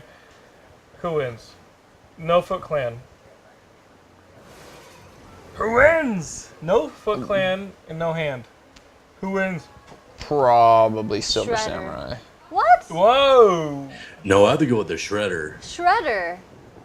What? Because he's a thinker. Silver Samurai is way better trained than Shredder. Shredder is a thinker. But Shredder's the master of the Foot Clan. He's trained as well. But he's not nearly as well trained as. You know what's amazing is that the Silver Samurai is matched up with a hand, and the Foot Clan is a derivative joke of the hand. Oh, that's right. That's because the turtles are technically from the Daredevil universe. The same ooze that created him blindness caused the turtles to be. Exactly. What? Yeah. No, I never for heard real. this before. Lucas, you never knew that? I've never heard this before. So Eastman and Laird, the goo that turns Matt Murdock blind and gives him the extrasensory powers, ends up in the sewers and turns the turtles into the Teenage Mutant Ninja Turtles. Mind They're all connected. That's blown. why the Foot Clan is a parody on the hand from Daredevil. Oh my God. The foot, the hand. It all makes, and the Teenage Mutant Ninja Turtles started in Marvel Comics, didn't they? Yeah, no, they were independent, but they were a parody. They were a joke about Daredevil. They were a joke on Marvel Comics, which is why I take the Silver Samurai versus Shredder comment seriously, because they're roughly from the same universe. When you think about it, they're from the same, roughly the Ninja Clan. Well, Go ahead. God. Well, Silver Samurai, he can make his sword cut through anything. Yes, but Except for adamantium. Shredder is a charismatic leader. And history is on the side of the charismatic leader. You said Shredder? Well. Yeah, he is. Look at Yeah, but there's a good point going up right here. Tell her, bro. Look at He the said Shredder entire- can't even win against a huge rat. Yeah, Silver Samurai was a threat to immortal Wolverine. Splinter is not just a huge rat. Let's get that clear right now. He's an extraordinarily huge rat who knows karate because he's Asian. So shut up, Telebro. Oh my God. I'm standing with Silver Samurai in this one. If it were just a physical battle, then yes, maybe. Wait, how about Super Shredder? Michael Bay Shredder. Nah. Michael Let's- Bay let's- Shredder let's has pretend like. he doesn't exist now, Michael Bay whatever. Shredder looks like a transformer. He does. Super Shredder versus the Silver Samurai from the Wolverine. Right, the suit, the giant suit. See. I'm with SD0. I say Usagi Yojimbo wins. Let's see. Yeah. Short But Evil is taking off. Claire, thank you so much for joining us. And by the way, happy birthday I guess No, it was her that birthday. was No. It was Short But Evil's Marissa. birthday 2 days ago. Oh! So, birthday! yeah. See, I pay attention to the chat. DC on the board. Okay, here's a question. Because No, you're not. I know. Archerman 19 says the We Michael Bay tried. Shredder fails. Guys, what day are you going to go see the Teenage Mutant Ninja Turtles? Because a part of me has When to it see it. opens. Yeah, I have to see When it it day opens. one just to know. Yeah, me too. Just Absolutely. to Yeah. be I just aware. have to know. Like Amazing Spider-Man, the remake with Mark Webb. Yeah. Like I just had to know. Like all the signs were pointing to bad. Like I just had to know. You know. See, here's I the think thing. this. The trailers haven't showed me enough to hate it, but they haven't shown me enough to love it. And here's the one with the last trailer where they showed a little bit more. The turtles aren't funny. No, I need them to be funny. Like the turtles You're right. aren't funny. They seem like they're almost too serious. They have to be hilarious. This and is they have this to is eat pizza. this is why I'm sitting out Yes. on the Transformers movie, because it's like I'm gonna see the same thing with the Ninja Turtles. I'd rather go see the Ninja Turtles than the Transformers. But I can only and take so you've much also in one seen summer. The Transformers 3 times already. Yes, that's Did true. you see the first 3 Transformers? I think I fell asleep in the third one. I watched the first two. I watched you- the first 2. Do you guys think this is gonna culminate in some kind of Michael Bay Ninja Turtle Transformer crossover? It already Yeah, did. but It was they're- called X-Files Conspiracy. Well, that's the idea. Oh, who reads comics? This guy. Yeah, the IDW storyline that's going on right now. Oh, it's over Or now. It's over, Yeah, but yeah. yeah, we read comics over here on this couch. We read comics, We read comics. and we just don't go down party lines. That's a serious issue. It's a serious issue. Okay, for here, me. well, Asteroid Man is suggesting Transformers versus TMNT. Transformers. Transformers. Definitively Transformers. Splat. Yep, turtles still go squish. Unfortunately. As a movie, now you have to have Donatello figuring out everything with the Transformers. That's right. Studying them, studying the little what do they call it? What do they call it in the movie? The Spark? Autobots? The Spark. Oh, the Allspark. The Allspark. The Allspark. Right? I keep calling it the Tesseract. It's pretty much the same something thing. or another. What was it called in the It's a Transformers cube. the movie from the '85? Oh, I don't remember. When he goes, "You got the touch," and he gives it to Rodimus Prime. You know what I'm I talking can't about? remember. Does anyone in the chat, can y'all help me It was out? it was called something else, and I'm like, all right. DeKentry says, we all know Jen doesn't read comics. Go to my house. Oh my Explain to me goodness. why I don't have more real estate in my house. And then I'll show you who doesn't read comics. Stigma Boy has suggested Starman versus Star-Lord a couple times now. Starman David Bowie? No. I actually no. I was I just thinking defeated the thing about reading Starman, the comics. John Carpenter movie from the early '80s with Jeff Bridges, Which which that is awesome. If you haven't watched Starman with Jeff Bridges from the early '80s, it's a John Carpenter movie. Falls to Earth. It's actually really, really good. wasn't that like super loosely based on the Starman from no, comics? Hey man, don't quote me on that. I have no idea. I think it was. All I know is it's really good, and you should watch it. I think it was. Right? Whoa! Hey! Whoa! Hey! Hey, what's going Oh my on god, here? Neo's I here. think he was. Yeah. Yeah. Edel Dav is suggesting Elektra versus Katana. Well, you It's a guys pretty had cool to have done matchup. that, right? We haven't actually. Yeah, it's interesting. Well, Lucas has something to say. Well, I mean, are we doing Starman? Kyle Yeah, let's do Starman. let's do yeah, Starman sure. versus He Star-Lord. said, he said the Matrix of Leadership. That's what it was called in '85. Oh, interesting. I want to learn about this Starman. All right, Starman versus Star Lord. Lord. You don't even know the star of the Guardians of the Galaxy movie? Well, Starman. Jennifer Zhang, everybody. Jennifer Remember that Zhang. time they won replaying that same Guardians of the Galaxy trailer 15 times? That's like the. You've seen that Go how ahead. many times? It still ahead. doesn't know who the character is. No, it's not that. Look, guys. Okay, gloves off. I'm a DC girl, and this show makes me read Marvel comics, and so I'm gaining a new appreciation for Marvel comics. I don't know that much about the Marvel universe. I'm mostly all about DC. So I still argue So DC shut up. almost will win, You did? Yeah? which is crazy. All right. But let's be clear: Starman has powers, Star-Lord doesn't. Yes. Like that is a major Starman. difference. I think Starman wins this one. Starman there have been 3 of them in the DC universe. The original one goes as far back as the original Justice Society of America in World War II.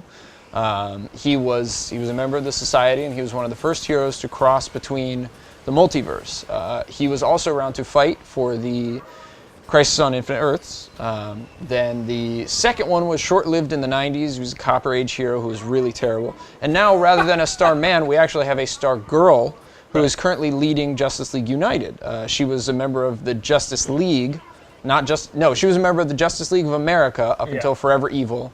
The Justice League of America disbanded and they became Justice League United. She is currently like the leader of it. Everybody backs her up. She's Cassie. But she's also like a teenager. Yeah, and what's great was in Forever Evil, her storyline with Martian Manhunter, where they get trapped inside a firestorm or like some weird prison, and she has to fight like a ton of people.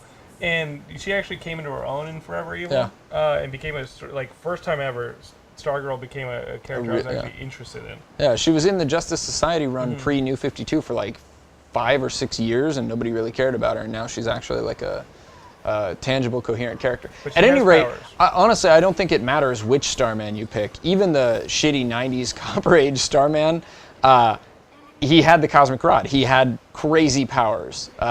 Whereas Star Knight, he's kind Star-Lord. I'm sorry, Star-Lord is You don't even know who it is. Oh my god. He's kind of a charismatic rogue, but he carries guns. Well, let him fill us in. So Peter Quill, who's Star-Lord, he is a master strategist. He's a skilled marksman and fencer, and with his suit, he has super strength, flight, an element gun, and he can space travel in a suit. But in the trailer, it said he couldn't fly. Well, he can with his suit. He doesn't have a suit in the movie. Yeah, it's like a jetpack. It's just a mask, not the suit. So are we going with the suit version, or are we going with not the suit version? Even if you go with the suit version, Starman still wins. Yeah, I mean, like to even it out, Starman can fly, so I think he should have his suit. He can if we're doing run away, this. basically, is what we just said. What do you think? Star-Lord can run away. We've done this argument before, though, where we're like, strategy will win, like, with planning. Only if you're Batman. So with planning, he says he's a master strategist. But Star-Lord. I think even the master strategy, you're going up against somebody who's got a lot going for them. I think Star-Lord can seduce Stargirl. There you go. Star-Lord would totally seduce Stargirl. Can someone bring up a picture of this Starman? Because I have an image in my head, but I just want to make sure the Golden I'm Age thinking of one, the right he has the person. red fin and the yellow star with the green cape. He has like. It's does he have fire for hair? No, that's Firestorm. Yeah. Okay. I'm thinking of someone else. The Modern Age has a white star, blue top, blue mini shorts, and has like a. That's the shitty Copper Age one. Copper Age one. Yeah, that is Starman, but that's the crappy one. From the Justice Society looked like, he had a stupid fin. He's white and red. But I thought he had a green honestly, cape. Yeah. Guys, we got to break down the aisles. We got to read just read comics, please. Just read them. Because Image is doing great, Dark Horse does great, IDW, I love their Teenage Mutant Ninja Turtles. Oh, there's the other shitty Copper Age Starman. No, that was actually a good one. That was during the 80s. That was the Vertigo run, wasn't the it? Vertigo one. Yeah. That was actually a good run, but it didn't really do much for the superheroes. Well, it was short-lived and bizarre. They were trying to do with that what they did with what Neil Gaiman did with. Yeah. With Sandman? With Sandman. Yeah. They were like, oh, maybe we'll do him in Vertigo. It's like, nah, I can't just do it. Well, Man says, Lucas, how is he a master strategist if he got arrested in the first few minutes of the movie? You're talking about your boy Star-Lord. Go see the movie. Maybe it's part of the plan. God. I'm excited to see this movie. Good point. I am too. August 1st, right? August 1st, baby. And then the 8th is TMNT. And the 8th is TMNT. And when we don't like that movie, we're going to go right back to see Guardians of the Galaxy. All right, guys. So, shall we do one more and then move on to the Watchtower? Well, who wins? We didn't decide who wins. Oh yeah, I thought Starman. I thought it was Starman. They said. Sadly, Starman. I guess I don't get a vote. What do you say, Mr. Lucas? No, you I would have said Starman. There's two of us. All right, so universally, Starman and Star-Lord, we think Starman wins this. Emma Frost versus Wonder Woman. Can Wonder Woman break Diamond? Because that's ultimately the end of that fight. Is if Wonder Woman can punch Diamond. You know, obviously the psychic power is going to play into it a bit, but there's magic at play, so how much does psychic actually work? Teku pointed that out last week at the very end of the show, and we weren't able to get to it, so since it's being repeated and seconded by DeKendry, what do you say we do Batman versus Batman Beyond? Okay. I'm good with that. As we're approaching the 75th there's a video for anniversary that. of Batman. And there is a short video for that, yes. But let's use Roll it, Adam! Just kidding. At the end of I mean, I keep going back to this. At the end of the day, Batman trained Terry. So and it comes up often, like in all of the Batman Beyond universe books and stuff. Everybody always says that Terry can never be as good as Batman because he's not Bruce. Part of the problem is through a lot of the episodes of Batman Beyond, he is Batman's proxy. Bruce is still Batman, and it's just that his body is too feeble and frail at that point. And like Terry's just getting his butt whooped until until like the voice in his ear, right? Bruce Wayne tells him what to do and like which functions of the suit he could utilize. Look at that, Asteroid Man is on it. He's actually playing the Batman versus Batman Beyond clip. So the question really, Batman versus Batman Beyond, that's interesting. Like, what? So it's Batman. It's Terry McGinnis without Bruce Wayne guiding him, fighting Bruce Wayne at his prime as Batman. Well, okay, would it be Old Man? At your prime, it changes. See, I'd go back though. Say it's Bruce Wayne at his prime versus Terry with Bruce guiding him. Because, I mean, let's face it, Terry's never really great without Bruce guiding him. Right. I think even Old Man Bruce manipulating Terry by proxy still wouldn't be good enough to beat Bruce at his prime. But he knows everything. But I think Old Man Bruce would basically say, you're going to lose. Here's how you can lose the best way possible. Batman's a strategist. He knows, just like old Bruce would say, okay, you're going to lose. Here's how we lose with the best possible outcome. Sometimes Batman, but sometimes Batman knows that he's going to lose. Sometimes he says, hey, this is a strategic loss. Here's the best way to lose so we can come back and win later. Does Batman Beyond have greater technology than modern day Batman? Yes. Okay, so does older Bruce know that Batman Beyond has greater technology Yes. than modern day Batman? Why wouldn't he just use that technology? Okay, so already he has an advantage on technology. Is Terry more physically impressive than a modern day Batman? Okay, so modern day Batman wins on physicality and like wins on like acrobatics. And he doesn't have to have the processing time that Terry does, because for everything that Terry has, it has to route through Bruce back to Terry. Hold on, question. Has Old Man Bruce had his insure for today? Yeah. Because if he doesn't, he gets cranky and he doesn't think as good. Right. Asteroid Man wants to chime in with his voice. Yes, please do chime in on the conversation, Mr. Asteroid Man. I like Archer Man. He's saying, listen, in Futures End, Batman Beyond is the only one to survive. True. Although this week's issue of Futures End was just bad. We might not be able to... Yeah, it was didn't. It's introducing the parasite from the. We can hear you. Hello? Yes, what's up? Oh, okay. Sorry, I think my corn chip got me muted. Says corn chip. So what do you think, Batman or Batman Beyond? Definitely Batman, just because I'm guessing he'd eventually realize that Batman Beyond is being led by him in the future, so he'd probably just do something that he would never expect himself doing. That's a good point. That's a good point. He'd be able to deduce detectively with his detective skills. He'd be like, wait a minute. This guy is acting like some guy who's being controlled by a future me. And I recognize that strategy. An EMP, because the Batman Beyond suit is all like futuristic and robotic, right? So if he just like used an EMP, couldn't he like not be able to move? Well, I would have to think that Bruce would have been smart enough to program it against that. But in the Batman Beyond series, we have seen the suit fail. Yes. So we do know that the Beyond suit can get taken down. I mean, to me, what really ends it, like, and it's one of those comments that I kind of threw out offhandedly, but the processing time is all Bruce needs. Terry having what's input to him fed through Bruce and back to him. Even if old Bruce is on his game, Batman doesn't have to have that second party proxy. Batman's acting immediately, and Batman's reflexes are better than Terry's. You watch the Batman Beyond series, Terry gets his ass handed to him all the time. He's pretty much like every Power Ranger fight. He's like Spider-Man. The first half of the fight is him just getting his butt kicked, and then he realizes he's got the power of a dude talking to him. So he's Spider-Man. Yeah, he is young. So but we're also technically not at his prime yet. Yeah, it's true. And we in the Justice League series, we do get to see Terry grow up into his prime when he's bigger and older and tougher. But even then, he's not Bruce. He didn't go out and learn the knowledge firsthand. He got it passed down to him. So my money's on Batman. Okay, let's really think about this now.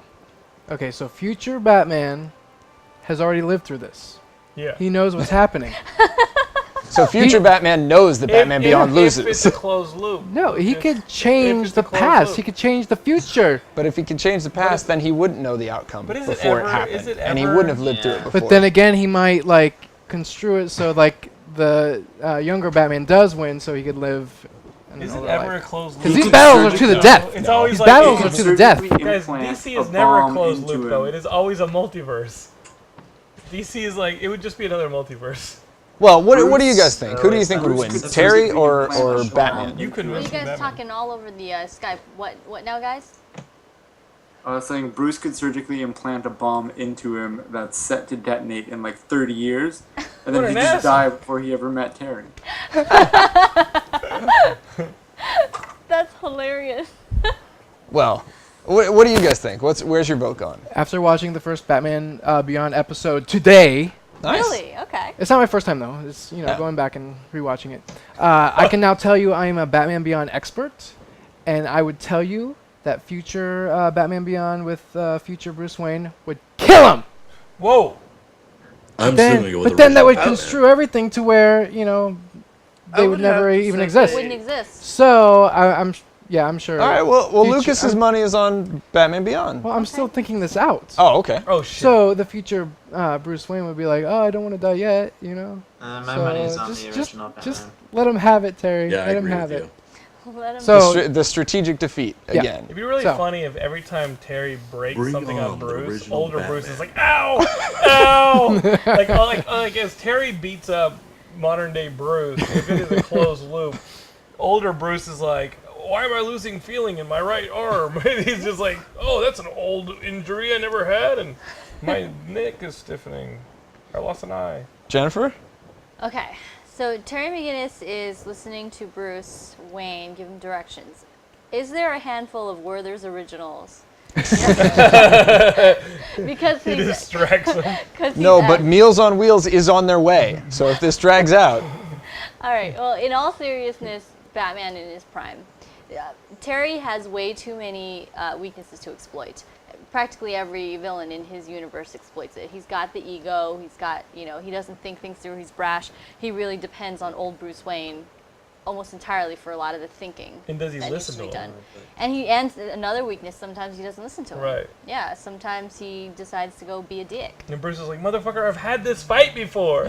Stop." Just I was listen to me." there. Yeah. So my money definitely on original Batman. I think we're going original Batman on this one. Yep. All right, guys. Well, we have one more segment, and as a very, very quick, What's Adam saying? Brady is saying that if old Bruce is there, then he obviously won. They didn't have to before. die. It could have just lost. This is so confusing. Well, guys. Time Wait, travel. Kurugari, we have to know No. about. We have to let Kurugari know. Kurugari, last week it was your birthday, and we did your BPRD for you. Yeah, But you weren't Is it here. archived? It is archived. It is archived. Check it so out. Definitely check out the archive. It's one of the very last Twitch highlights that we're ever going to do because we're shifting over our archive format to YouTube Live, so you can check out our archives on YouTube Live. But we did do it just in case, so it's part of the Twitch archive as well, so you can watch for last you, week. Kurugari, happy birthday! Yes. For you. But guys, with about 10 minutes left, we have a quick video that we're going to use because we're headed into the 4th of July weekend, so we wanted to share a 4th of July video clip with you, and then we'll come back real quick for the Watchtower. What Enjoy is 4th of going July. on?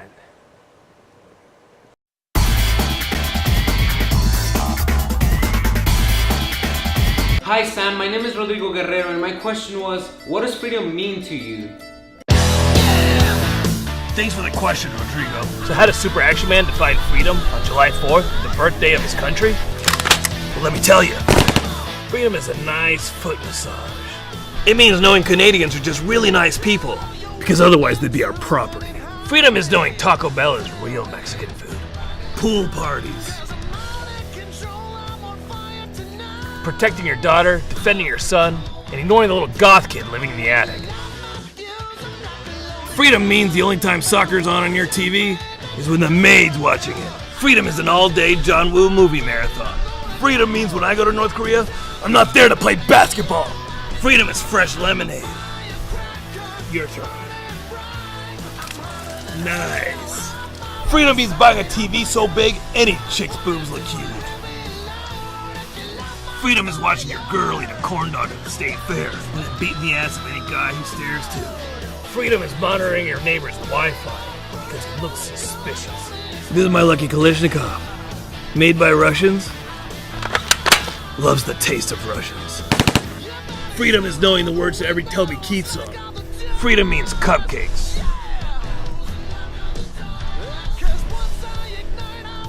It means bringing Germany to its knees in World War II, just so they can provide us with nice cars and barnyard pornography. Get your barnyards ready, North Korea. Freedom is being able to put antlers in your house and on the hood of your truck. It's being okay with the fact that Dolph, Arnold, and John Claude are more American than most of Rhode Island. Freedom is... I'm not drinking that. Does that look American to you? Football. Bald Eagles. The state of Texas. Superheroes. Reruns of Walker, Texas Ranger. Baseball. A little less with the nails, please. Can you not do that? It reminds me of an Asian boy. You like these? Betsy Ross made them.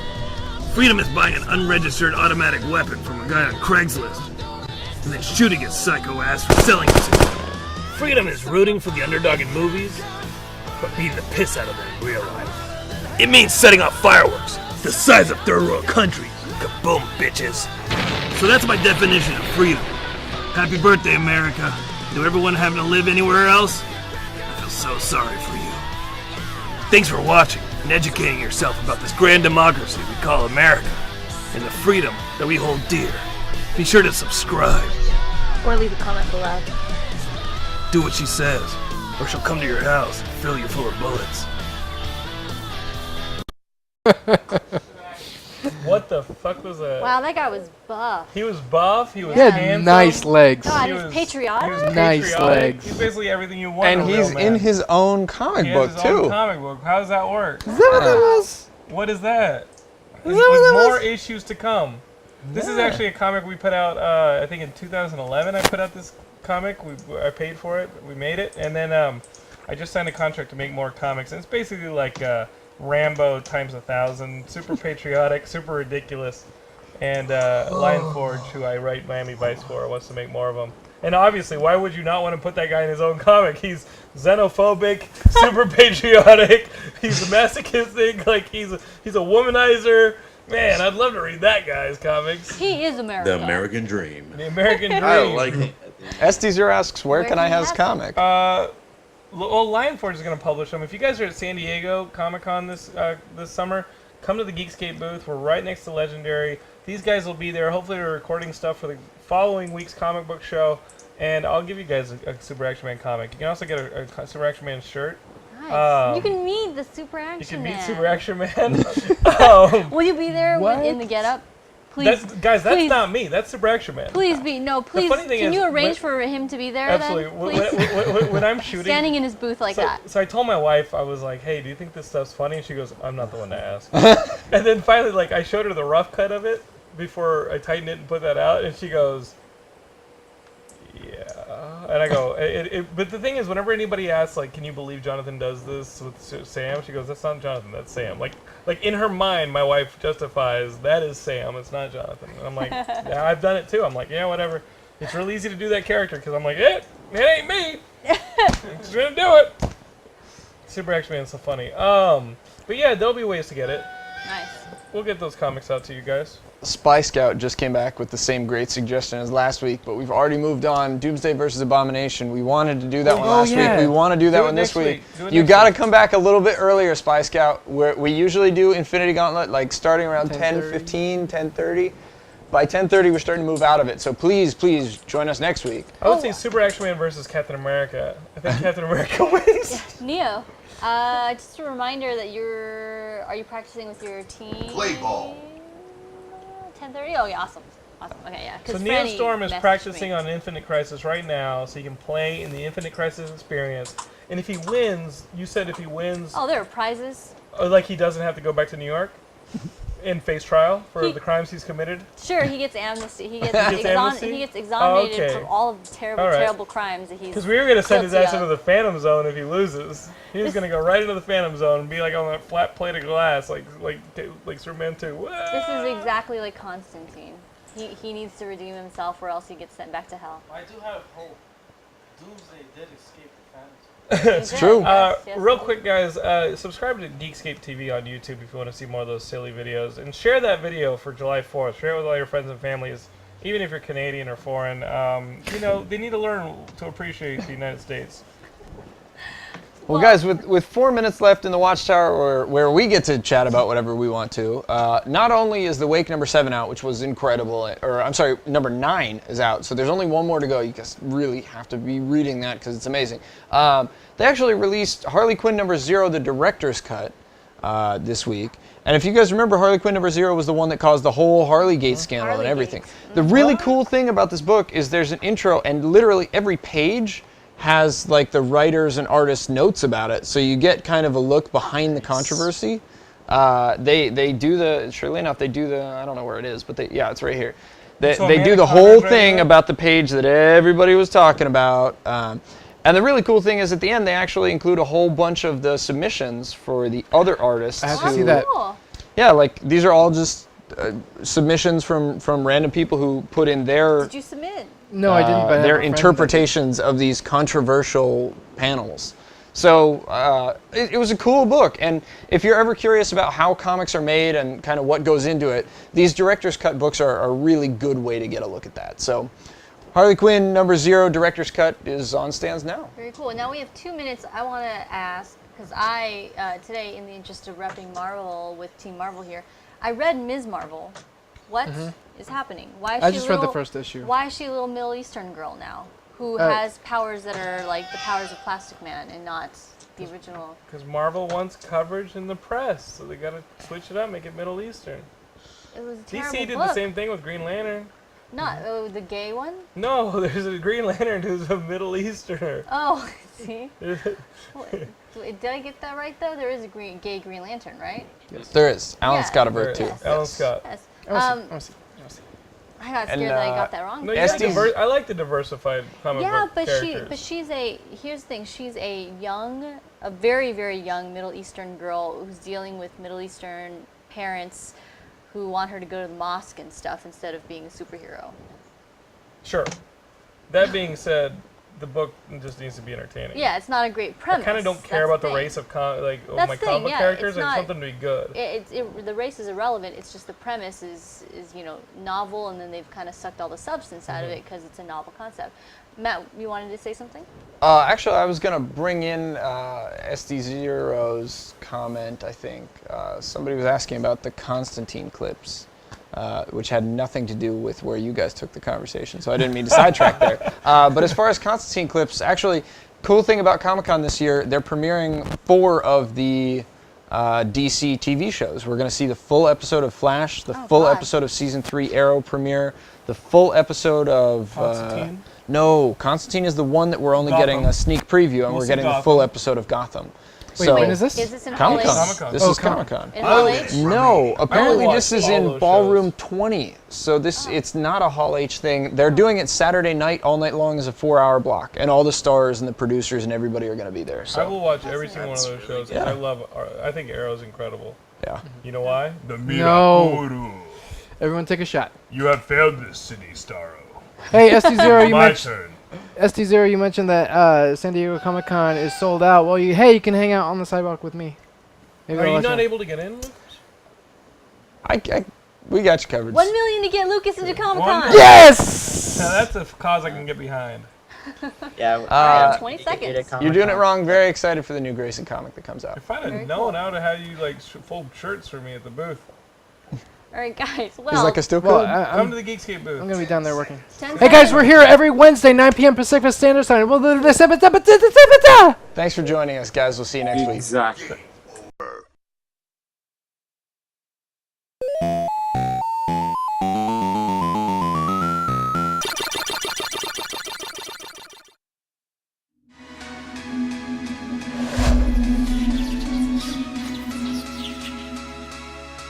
Or throw.